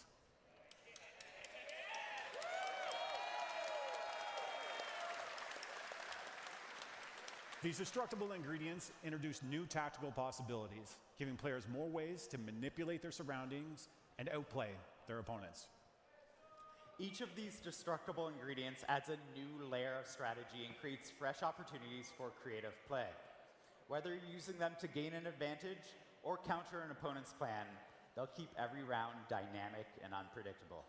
We can't wait to see the tactical strategies you'll come up with. Destructible ingredients will be available in modernized maps and in the dual front game mode. And we're not done working on destructible ingredients. We'll be listening to all of you to see how we evolve them in the future. Speaking of listening, audio in Siege is one of the most important tools a player can use to get a competitive edge. That's why we're introducing the biggest audio overhaul Siege has ever seen or heard. Every gunshot, footstep, and explosion will be more accurate, more immersive, and more clear than ever before. You're going to want to turn up your volume and put on your headphones for this one. Get ready to hear the difference.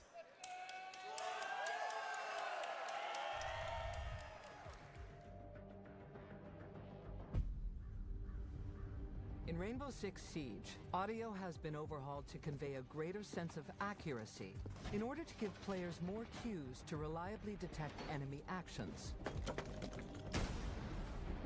These audio enhancements add a layer of spatial distinctions, making it easier to tell if someone is coming from your left or your right.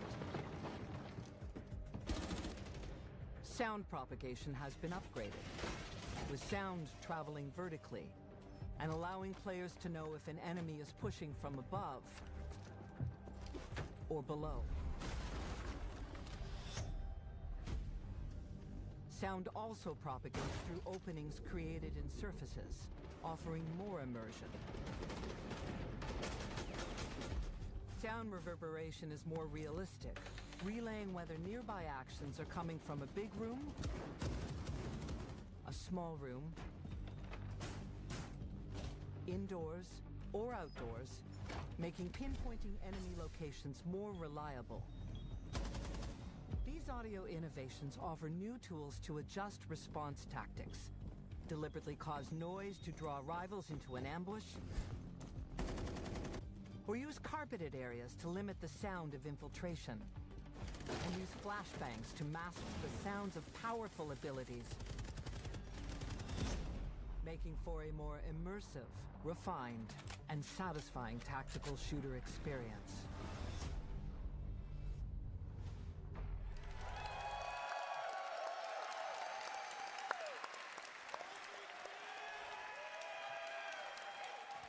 I get goosebumps every time I hear the new audio.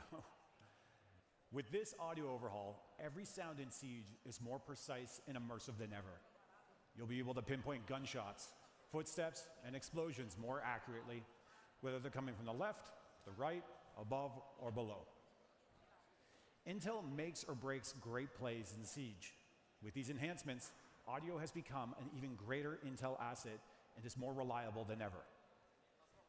Audio will be able to provide the intel you need to succeed, but to truly dominate, teams need to be able to share that intel, coordinate attacks, and call out enemy positions.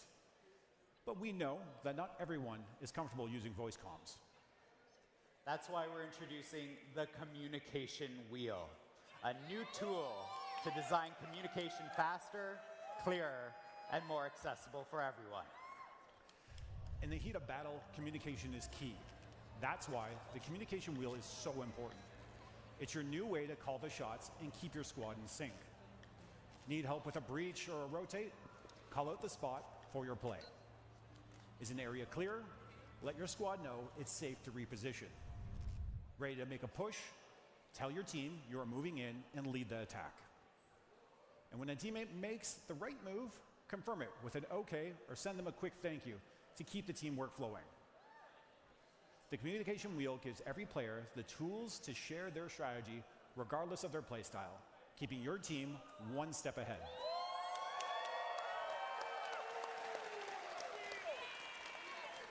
We covered a lot of subjects, but what about weapons? We know how much players love their weapon skins, and now, for the first time in Siege, you can check them out with Weapon Inspect. I know, we've been looking forward to Weapon Inspect just as much as you have. Rifles, pistols, shotguns, Siege has over 100 weapons in the game, and you can inspect every single one of them on the battlefield. Now is the time to flex your favorite skins and appreciate every single detail. You're about to see all of these changes in action in a 5v5 show match with your favorite creators. But before we get there, I wanted to take a moment to speak directly to all of our veteran players and community. I'd just like to personally thank you for making Siege what it is today. I myself am a year one player, and the last 10 years have been incredible. Thank you for the laughs, thank you for the revives, thank you for the adrenaline pumping clutches, and thank you for the EMPs and cover fire as I was trying to open the main breach as my boy Thermite.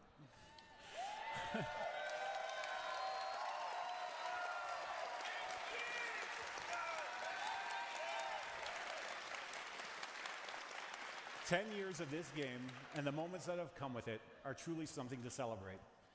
And I can assure you that we still have plenty in store throughout the year to celebrate this momentous milestone with all of you. We've been building towards this moment for 3 years.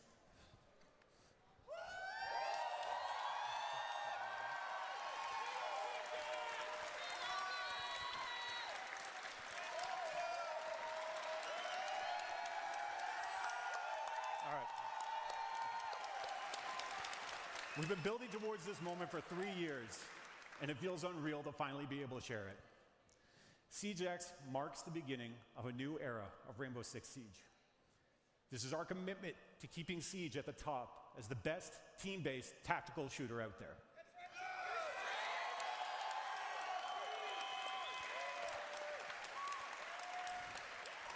This is our commitment to the next 10 years of Siege.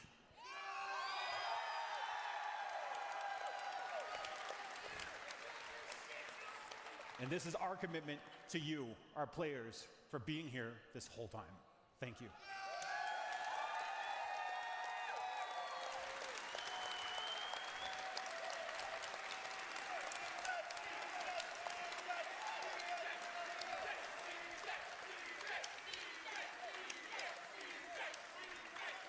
Rainbow Six Siege has changed my life, and I've had many players from around the world tell me the same thing.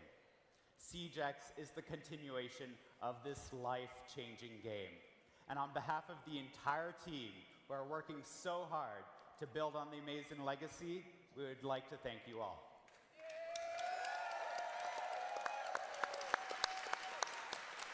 The stories you share, the friends you make along the way, and the passion you have for the game inspires us to always make Siege better. And we have one more announcement. As you know, our esports event, Reload, will take place in Rio de Janeiro, Brazil, this May. And today we can say that we are excited to announce that this will be the first Siege competition ever played on Siege X. Everything we just presented today will be there. The modernized maps, the overhauled audio, the new rappel mechanics, the works. Reload will also be the place for us to share with you the full roadmap for year 10 and give you an idea of what's to come after the launch of Siege X on June 10th. Before we jump into the 5v5 show match, I'm going to pass it over to Patricia.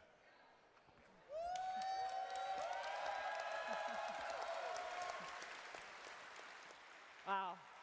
Thank you so much, Alex and Josh. Incredibly exciting updates.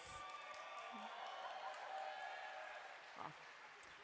And now, a little surprise for all of you Ash fans out there. Let's take a look.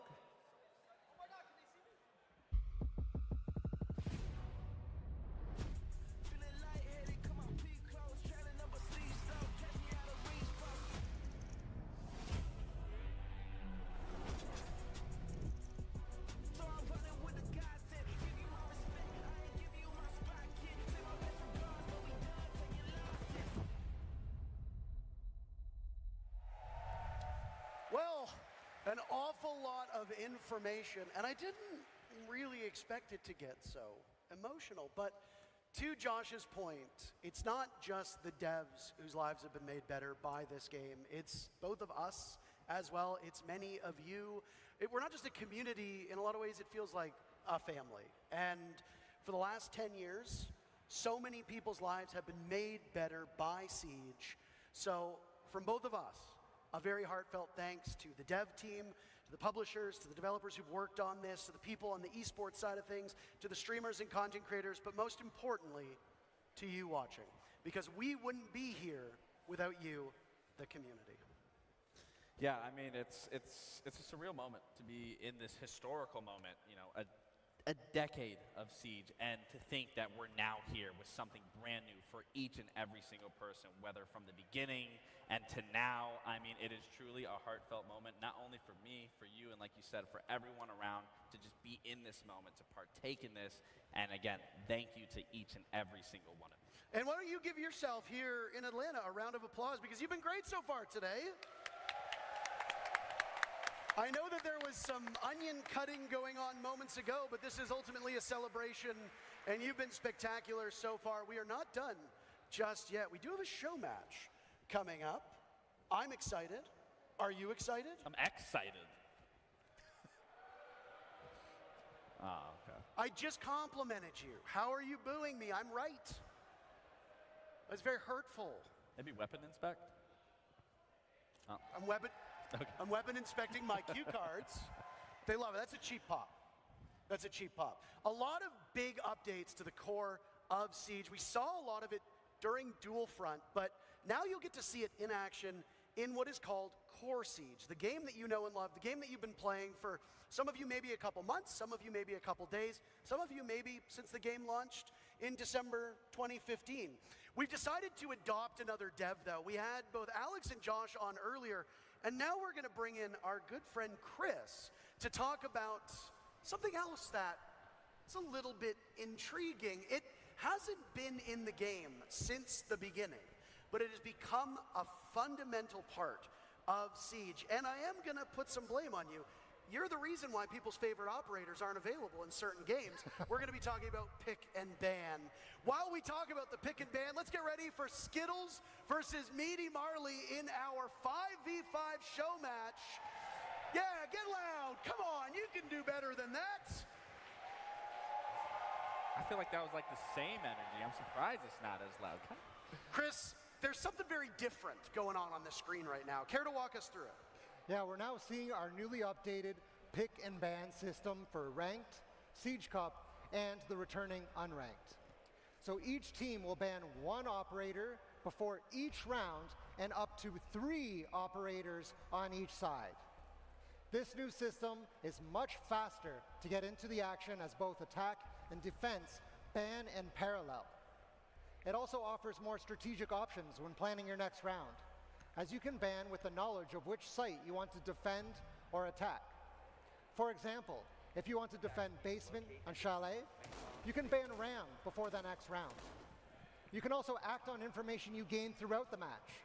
So if you notice they have a good smoke, you can take him off the table and force your opponents to switch up their defense. We are excited to see how this shakes up the meta. You can ban more ops, it's faster, and you have more intel to inform your decisions. We have a specific adaptation of this system for our esports competition. You'll see the esports version of this new pick and ban system in action for the first time at the Reload event in May in Rio, Brazil. Thank you very much, Chris. Is there anything you want to add just before we say goodbye? We've unadopted you now. You're free to go. While we watch the game, is there anything about the pick and ban that you want to touch on? I don't want to really touch on the pick and ban because we already went over that, but I will say, once again, thank you so much to our players. Thank you for today. Thank you for coming. The creators, the casters, our dev team, thank you so much. And we thank you as well. It's a joint effort. There are a lot of people who worked tirelessly for countless hours to make not just SiegeX happen, but this SiegeX showcase. Lots of people behind the scenes. You get to hear and see our faces, but we're not here without the other people who are operating the cameras, the mics, production, and all of that. So a heartfelt thank you to them as well.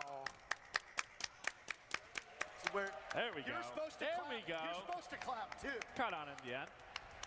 Now, one of the things that was touched on by the devs was that destructible ingredients, and we saw it immediately. Meaty Marley meleeing the fire extinguisher, and another one just went as well. Now, you can wait and let those destructible ingredients go off in the cut and thrust of a match. Or if you think that they might hinder you, you can get rid of them real early on. There's variations to it. Again, it adds that core element of Siege that we all know and love, that you can outsmart an opponent. You can just get rid of it entirely. I love that you are able to, whether you want to deal with it or you can get rid of it right away. It gives that option, which I always can appreciate, that it's not necessarily forced. But again, the fact that this is now another element in these maps, such as Clubhouse, does change the dynamic of how this map can be played. For me, instantly, when I think about rotating, you hit that active ingredient to make those pipelines go off, to cut off that rotate, whether that's an attacker, whether that's a defender doing that, it just creates another element to Siege.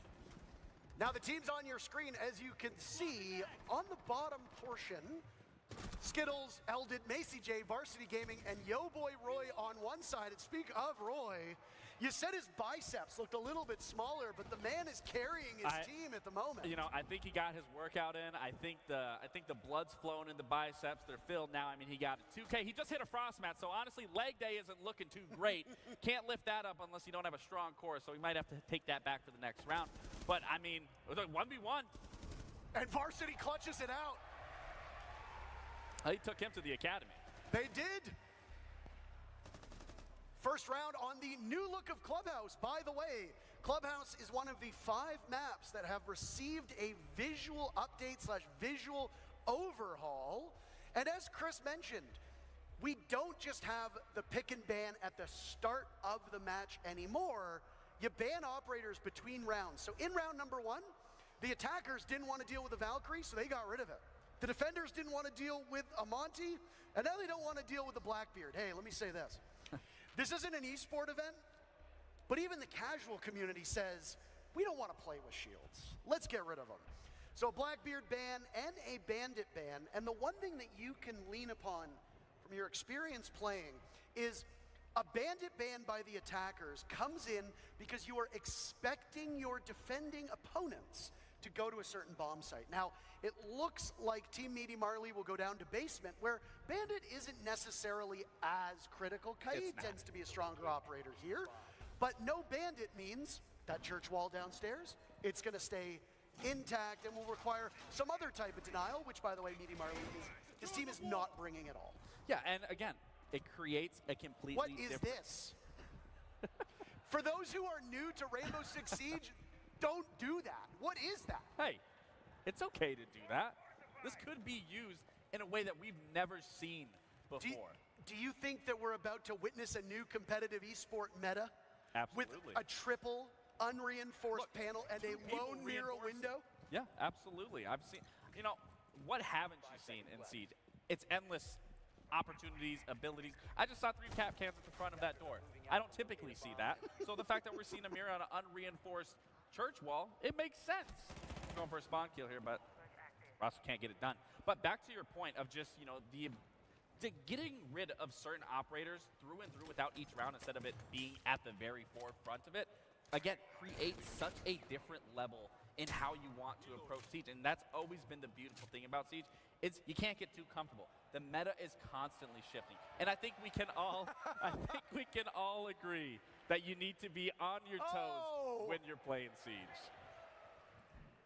Thank you to Rolo for showing us how the weapon inspect plays in. I will say, with all the changes we've seen, the audience did seem the loudest at the weapon inspect. It has been rightfully so, but I gotta also very say, well received. The visual enhancements as well. Clubhouse looks absolutely beautiful. That drywall looks like it was put up yesterday. I think you could smell it if you were in the lobby. I can. Smells like a new build. Which, by the way, seems like CJX is. Now, we both come from esports, so we're going to take some time to actually cast this like a real esport match. We'll also take some time to be a bit more casual in the way we go about this. And all of these players currently competing know Clubhouse. It's one of the oldest maps. It came with the game in launch. It was the first map to receive an update, tweaking it to make it more competitive for where Siege was at. As the game evolved and we got more operators, maps became harder to defend, harder to attack, and they needed some refreshments. Clubhouse was the first map to get it. There have been a couple since, Oregon, Cafe, Chalet, etc. Varsity Gaming's out here. Farming clips, but it's talking about Varsity just got put down. Macy and Narco as the last 2 left. Diffuser running away, and a counter disable as Macy sweeps in. And he blows the doors off of the defense. Macy as well, one of the OGs, making content since the game basically first launched. There's a lot of Siege veterans and Siege royalty, if you could say that, in this lobby. Without a doubt, and of course Macy's going to know how to play those post plants. I mean, you see his videos that he uploads. Macy does a very good job at capturing how Siege is played at a tactical mindset. He has a very, very good understanding of the ability to outplay an opponent. And again, for that post plant, easy, he gets it done. But again, seeing these bans come out, now the Dokkaebi makes sense. Vigil on a Clubhouse, little skeptical of that ban coming through. I think there are some operators on that list that you could get rid of that would help you on those defensive halves. But, oh wait, no, I believe that's the attacking half. That is my correction. I don't think for the attackers you really need to get rid of a Vigil on here. But again, the fact that you are now able to just get rid of these many operators throughout the game, it's a completely different look. We are running out of time for you to get access to the dual front beta. So if you are just tuning in, hurry. Link your Ubisoft account with Twitch and then watch either this stream or one of our partnered streamers, and you'll gain access to the beta code after about a half hour or so. You hope that Team Meaty Marley are able to bring this one back. Because typically Clubhouse is a defender-sided map. The fact that Team Skittles are already off to the races with 2 rounds is a bit abnormal for what we see out of Clubhouse. But hey, it is a show match. This is not the epitome of competitive, and most importantly, it's not an esports competition. Well, I think it's just, you know, when you look at Roy and you look at Varsity, he's kind of just taking him to school, and Roy's taking him to the gym. You know, they're both educating Team Meaty Marley on some degree. Yeah. It's a cheeky little angle that we just saw from Rolo in a spot that was popularized in esports called the Adam spot, as there was a player named Adam who at one point in time hid there as a vigil, went undetected, and then got an ace as he came back. What on earth? Atheno capitalizing off of that. Rasco trading back as Varsity gets 1 for Team Skittles. I feel like I caster cursed this team, Gabe, as it's only Yo Boy Roy and Eldon as the last remaining. They'll plunge through the smoke of that fire extinguisher in the hallway. Marley lets the sledge of Yo Boy Roy swing by.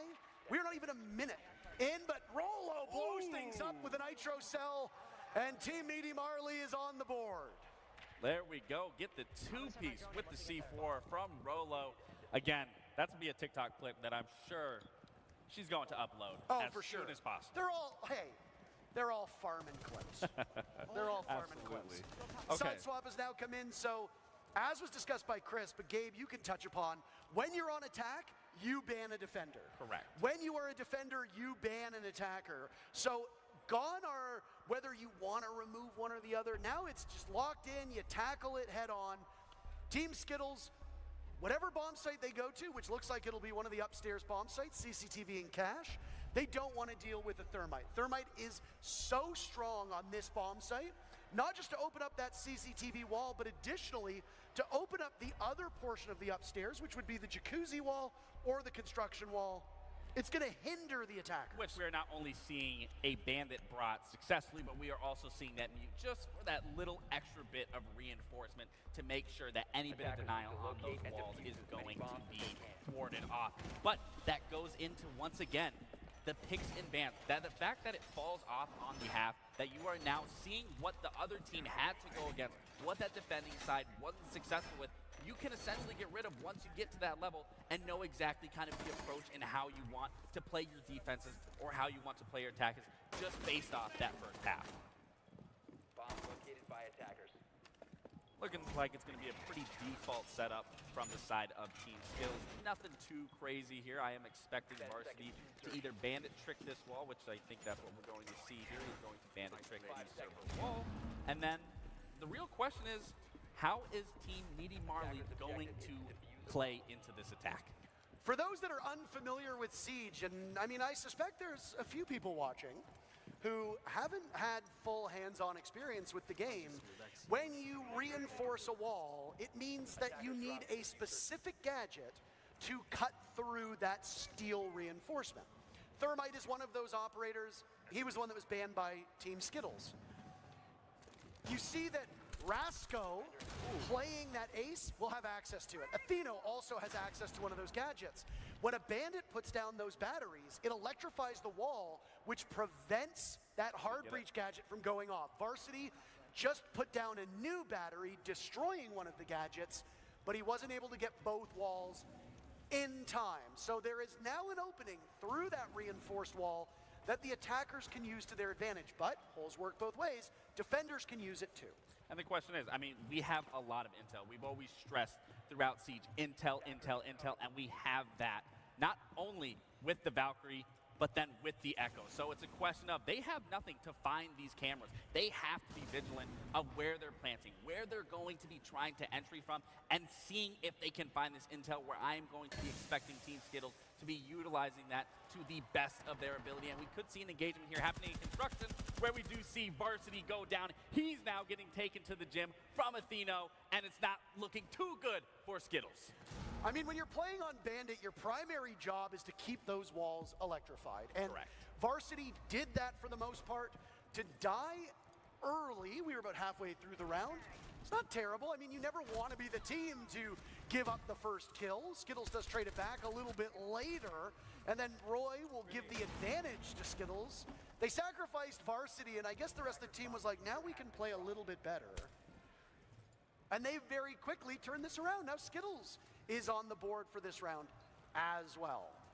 Every single player in the lobby with a kill. The team's evenly balanced to this point. And boy, oh boy, what a heady task for Rasco and Atheno. On the right side of your screen, you see our free cam showing off part of the objective, but Team Skittles is just indomitable. Macy J closing out the round again. Team Skittles had surrendered the previous round to Team Meaty Marley, but Team Skittles going back to a 2-round lead. Again, it's that information game. They were playing beautifully with that, going for spawn peaks, running out, capitalizing on those moments as we just saw in that last where Skittles jumps out the window, grabs that kill onto Atheno. So again, this is going to be important when you're going into this ban phase. What is your opponent using that is catching you off guard? Get rid of that information. We aren't going to get rid of that information. So that's a little unfortunate, but to say the least for Roy, I think he's going to be a little actually, no, they banned that. So Roy is actually banning his favorite character of Castle. That's kind of a questionable choice on my end because, as we know, he loves Castle. Everyone knows he loves Castle. He makes strats with Castle, and now he's eliminating. So then it makes me question then, are they getting rid of the Castle because they know exactly that they're going to try to copy Roy's strats that we've seen through and through on all social medias? We are very quickly on match point. With the show match, we are playing by the ranked rules. So if you are new to Rainbow Six Siege, or I guess Siege X, as we call it now, this is where the end comes for Team Meaty Marley unless they're capable of winning on attack. Again, Clubhouse is a very defender-sided map. If you play this map, the defenders should win the lion's share of rounds. Team Meaty Marley dropped the ball when they were playing as defenders. Team Skittles did not do that on their maiden voyage of defense. Will they prolong this series, or will that be it for our show match?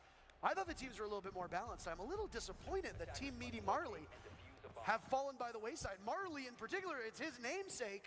Both of his kills only coming in the first round. I was just going to say, it looks like Team Skittles is actually playing into their setup, where on the other end, on Meaty Marley's, we were kind of seeing, you know, a little unorthodox setup. It's not to say that unorthodox gameplay doesn't work in a game like Siege, but from what we're seeing just at the basic level, Team Skittles is definitely trying to set up properly and close it out here at a 4-1. Oh!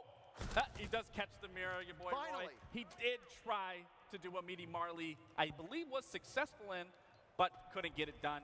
To continue on, Marley is going to clear with this Nomad. No one's droning for him. This is where you need to be droning. This is key. Quick engagement. Buck ends up capitalizing on it. Now they're in a 5v3. This is actually looking very good. So as you know, I was commending on Team Skittles. There we go. We see that ingredient being displayed right there to block off any rotates going down through those main lobby stairs. Wonderful catch from our observers. But again, this is looking good for Meaty Marley. They just have to play this man advantage. And these players in the lobby likely have hundreds to even thousands of hours playing on Clubhouse. None of those hours played with the destructible ingredients. So I appreciate the fact that they're trying to use them because it wouldn't be second nature to me. I wouldn't think, oh, I need to shoot one of these fire extinguishers. Oh, I need to pop one of the pipes. I would be thinking bog standard executes, let's do what needs to be done, but they're showing off some of the changes to Core Siege, and Rasco flattens Macy J. As it's a big round for Marley. And this game is not over yet. I think Marley's team heard what you're saying, that you're a little disappointed in their gameplay, and then they go into probably one of the hardest sites to try to take as an attacker, and you do it flawlessly. So again, it's going to be a question of what are you going to ban here to try to get you to push it to an overtime. Let's see what we are going to see out of Meaty Marley and from Team Skittles to either help secure the game or push it even further. So now we're seeing the Bandit. I would have rather seen the Bandit come out sooner when you are on that attack, but we are seeing the ace, so they are getting rid of two hard breachers, and that ability of Thatcher being able to help assist with those. I mean, I think the thing with the Bandit ban is that when you go into that second half, you don't know what bomb site it's going to be played on, right? And Bandit really isn't the strongest denial operator on that bottom floor bomb site. You like to see Mute, you like to see Kaid. Sometimes teams won't even run any denial. So if you ban a Bandit on that church bomb site down, or on that church bomb site down below, it's a bit of a suboptimal ban. Now that that bomb site has been locked out, they're not going to go to it again because they, you know they're going to rotate through. You know they're going to go to one of the upstairs bomb sites. Now you can leverage that knowledge into a better ban, and that's exactly what we saw. Bandit is far better now, upstairs. I think Team Skittles learned their lesson. They aren't going to play as aggressive. They have a lot of stall. They have Macy on tuber route to be able to use those tuber route canisters and to be able to slow down those hard breaches. Oh, you don't take damage in prep phase. That's actually good to know. That's it. Okay. Yeah, you don't take any damage in the prep phase. That is actually, I think, farly beneficial that you don't take that damage if a teammate accidentally shoots it, punches it, whatever that is. I do enjoy seeing that. I think it's pretty understandable that in the onset, teams will destroy those destructible ingredients early until they figure out how to use them to their advantage, right? You don't want to be in a position where suddenly a rotate is cut off for you as a defender, or suddenly there's a burst of smoke that you're not accounting for. Take care of them in the prep phase. Beautiful shot by Nugget to get rid of Macy J. Team Meaty Marley on attack, doing quite well. I guess it's just an attacker-sided clubhouse. Now, I am curious in terms of denial. Obviously, we have many things that can deny many things across the board. Now, obviously, with those pipes, when they are destroyed, it does emit that fire. I am curious with a Zoto canister if that then does freeze up the fire, delays it, and then it will explode almost immediately after. I would love to see that if we are able to, but not sure if we will, but we'll be able to test it ourselves. These are questions that will be answered when we get greater opportunities to play the core of Siege. A reminder to everybody about getting access to that beta code. It is for Dual Front, not for the core Siege game you're seeing now. If you want to play what you're watching, you gotta play regular Rainbow Six Siege at the moment. But the beta code that will give you access to SiegeX is for Dual Front. Your favorite creators will continue to stream for about an hour once we're done the official broadcast, which is in a couple minutes, frankly. Once this show match is done and we talk to the winning team, we'll be saying goodbye, and then your favorite creators will continue to stream. And if you watch them and one of the partnered streamers, you can still gain access to the beta code. All you got to do is link your Ubisoft Connect and Twitch account, and you'll gain access to the beta code for Dual Front. That's available on PC and current gen consoles. Well, Parker, I am as excited as everyone else is to get my hands on it, but what I'm even more excited is to see this engagement of the Kaid taking that engagement onto Hot Tub, and then an immediately collapse of them trying to take site. Marley does a great job taking over construction, but Varsity once again taking Eno to school. It is on Marley for his team to keep them alive. If Marley fails here, that's the ball game. And it's a strike down the middle from Varsity Gaming. Team Skittles will win the very first Siege X showdown. Look at how happy he is. You can just tell how much it meant to him. I mean, look at all of them. They're stretching. It's just another day in the office. Look at Macy. He's like, oh, look, this was easy. I mean, show matches are for fun. We're here to showcase the new goods, but these are ultimately for fun. Teams are going to play operators that you might not see all that frequently. They're going to play operators that might not be in the meta. They're going to play bomb sites that you might not see very frequently. But we got to see in that particular map what the visual overhaul for Clubhouse looks like. We got to see the new pick ban phase in action. We got to see those destructible ingredients and how they factor in to the goings-on of a round. I mean, whether it's the destructible ingredients, whether it's the audio overhaul, whether it's the picks and bans across the board, we are entering a new era where metas are going to be shaped and defined all over once again for this. Well, you heard from him earlier today, and He's the winner. So why not hear from Skittles again? We've got Patricia down on the stage. She's having a preliminary chat with him. Hi there. I am here with with Skittles and Team Skibbles. Please give it up one more time. How you feeling with this win? Easy. I mean, you know your way around Siege so well. 10 years, right? Yeah. Do you have any advice for people who are yet to get their hands on Siege X? Take everything in. It's a completely different game. There's so much to learn. As you guys all saw, there's like a whole new band system, new lighting, new sound, gun inspection. There's so much to learn now. Just take it all in. Amazing. Well, thank you so much for your time, Skittles. It's been an absolute pleasure to watch you play. Thank you. All right, guys. So I'm about to take off, about to conclude, but before I pass you down to Intero and Laxine, I just have a quick word of gratitude. I have been a part of this game for 10 years now. I can't believe it. Yeah, woo, Siege. And in that time, I have met so many incredible casters and fan artists and creators and devs and cosplayers, and it really is my honor to be a part of what is very much a global community that is Siege, right? And so I just wanted to say I'm so thrilled for you all, so thrilled to see what's coming next and how it continues to bring you all together. Thank you again, everyone. Appreciate it. Awesome. Okay.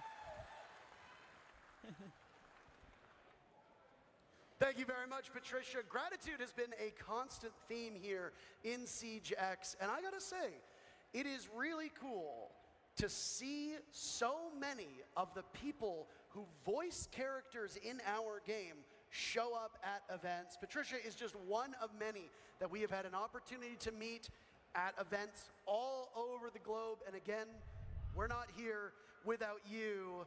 Today was fantastic. I was a little bit nervous about this event because I know how much Siege means to so many people, and we knew the stakes, Gabe.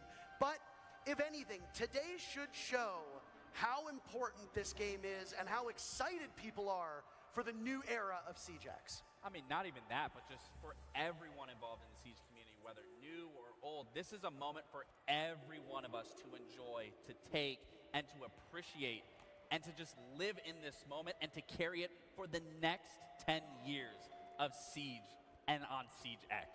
I mean, if it's really 10 years, I will be in my 40s, which basically in gaming years means that I am on the verge of the retirement home.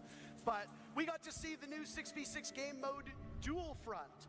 We got to see core gameplay updates. We got to see them in action in Core Siege in 5v5.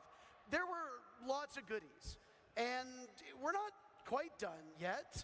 You can still gain access to the Dual Front beta for the last time. My call to action to you.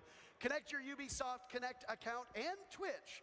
Watch either this stream or soon to be the partnered streamers, because we're about to wrap up, and you'll gain access to play Dual Front later today on either PC or one of the current gen systems. It has been one heck of a day, and it is a great honor to be one of the two people to take a moment to pay tribute to a game that has made our lives better, but has also just made our lives, period. Yeah. Think about where we would be if it wasn't for our involvement in Siege. You've been involved for almost a decade. I've been involved for coming on 8 years.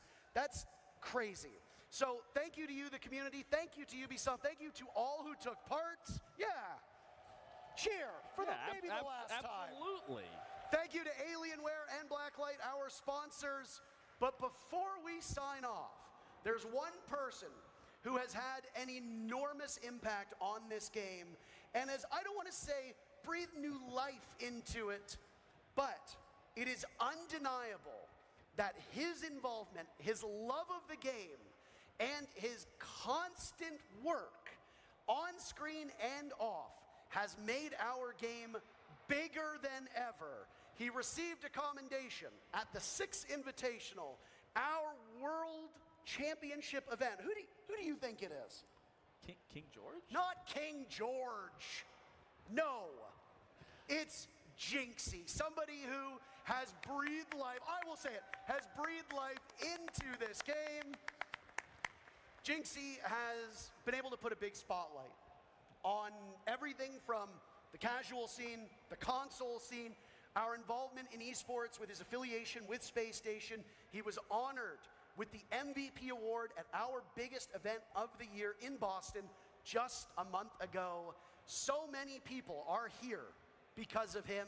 This game is here because of him. And before we toss to him, do you have any experiences with Jinxie? Do you have any anecdotes to share? You know, I said this in Boston, I'll say it here. I went into Jinxie's stream when he was averaging 10 viewers, 9 viewers, and something that has always stuck with me every time I've had my interaction with Jinxie is he's stayed to his character through and through. No matter he was at 10 viewers, no matter if he's at 90,000 viewers. It is so important to just remember who you are, to stay true to who you are, and Jinxie is truly the epiphany of that.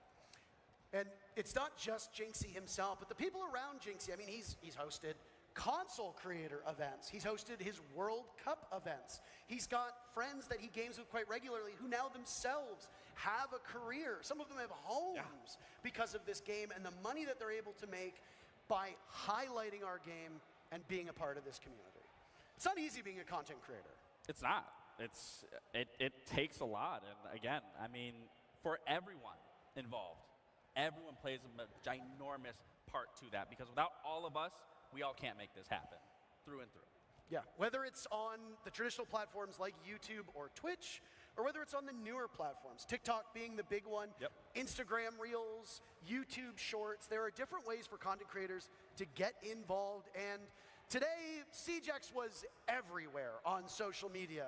And the hope is that that carries forward, because it is really a new era for our game. I don't stream much these days. I don't know if you do, but it's kind of given me that itch to get back into it. It is, and I mean, I think we can start our duo shit back up. I think we should play together again. You think we should stream together again? I think we should. You want to be a brand risk? You think we should be brand risks when we stream? I don't think we're ever brand risks when we stream. No, it's always fun. And the thing with you and I, and to go back to the point about community, is that through this game, you and I met years ago, and it's a friendship that has transcended gaming spaces. Brotherhood. And it's a friendship that you and I share, not just on screen, but off screen. Absolutely. As well. So, thank you again to all of you. Just waiting on information regarding Jinxie. I mean, what information do we need on Jinxie? We've already, I mean, he's the face. He's that guy. He's him. Yeah. I mean, so many people are streaming and watching this game, by the way, but I mean, like, Jinxie's, he's the king. He is the king. He's not the King George, he's the King Jinxie. For those that are unfamiliar with the scene, by the way, King George was, for a period of time, one of the biggest streamers. He is a world champion himself. He came from the esports scene. He still streams. Unfortunately, he's not here, which is a bit unfortunate. I would have liked to have seen him. Well, it's hard to see him. He is kind of short, too. And now he has a bidet company. He does. Yeah. I do have one. He sent me one. And what was, before we say goodbye, what was your favorite moment of this event so far? Like, look back on all of it. Honestly, Parker, being here from day one and seeing everything that was unveiled here, there is not one specific thing that I can say I enjoy more than the other. This is, for going into a brand new era, all of this needed to happen, needed to be added, and it's just changed the vision and what Siege has looked like for so long and continuing to do so. So to answer your question bluntly, I enjoyed everything across the board. It really was an extraordinary day. And that's the last pun you're going to hear from us, because we're all done. Thank you to everybody involved in this production. Thank you to you for watching. You can still get your beta code. So watch your favorite partnered content creators and play Dual Front later today. Thank you so much for your time. Thank you for your viewership, and take care of yourselves.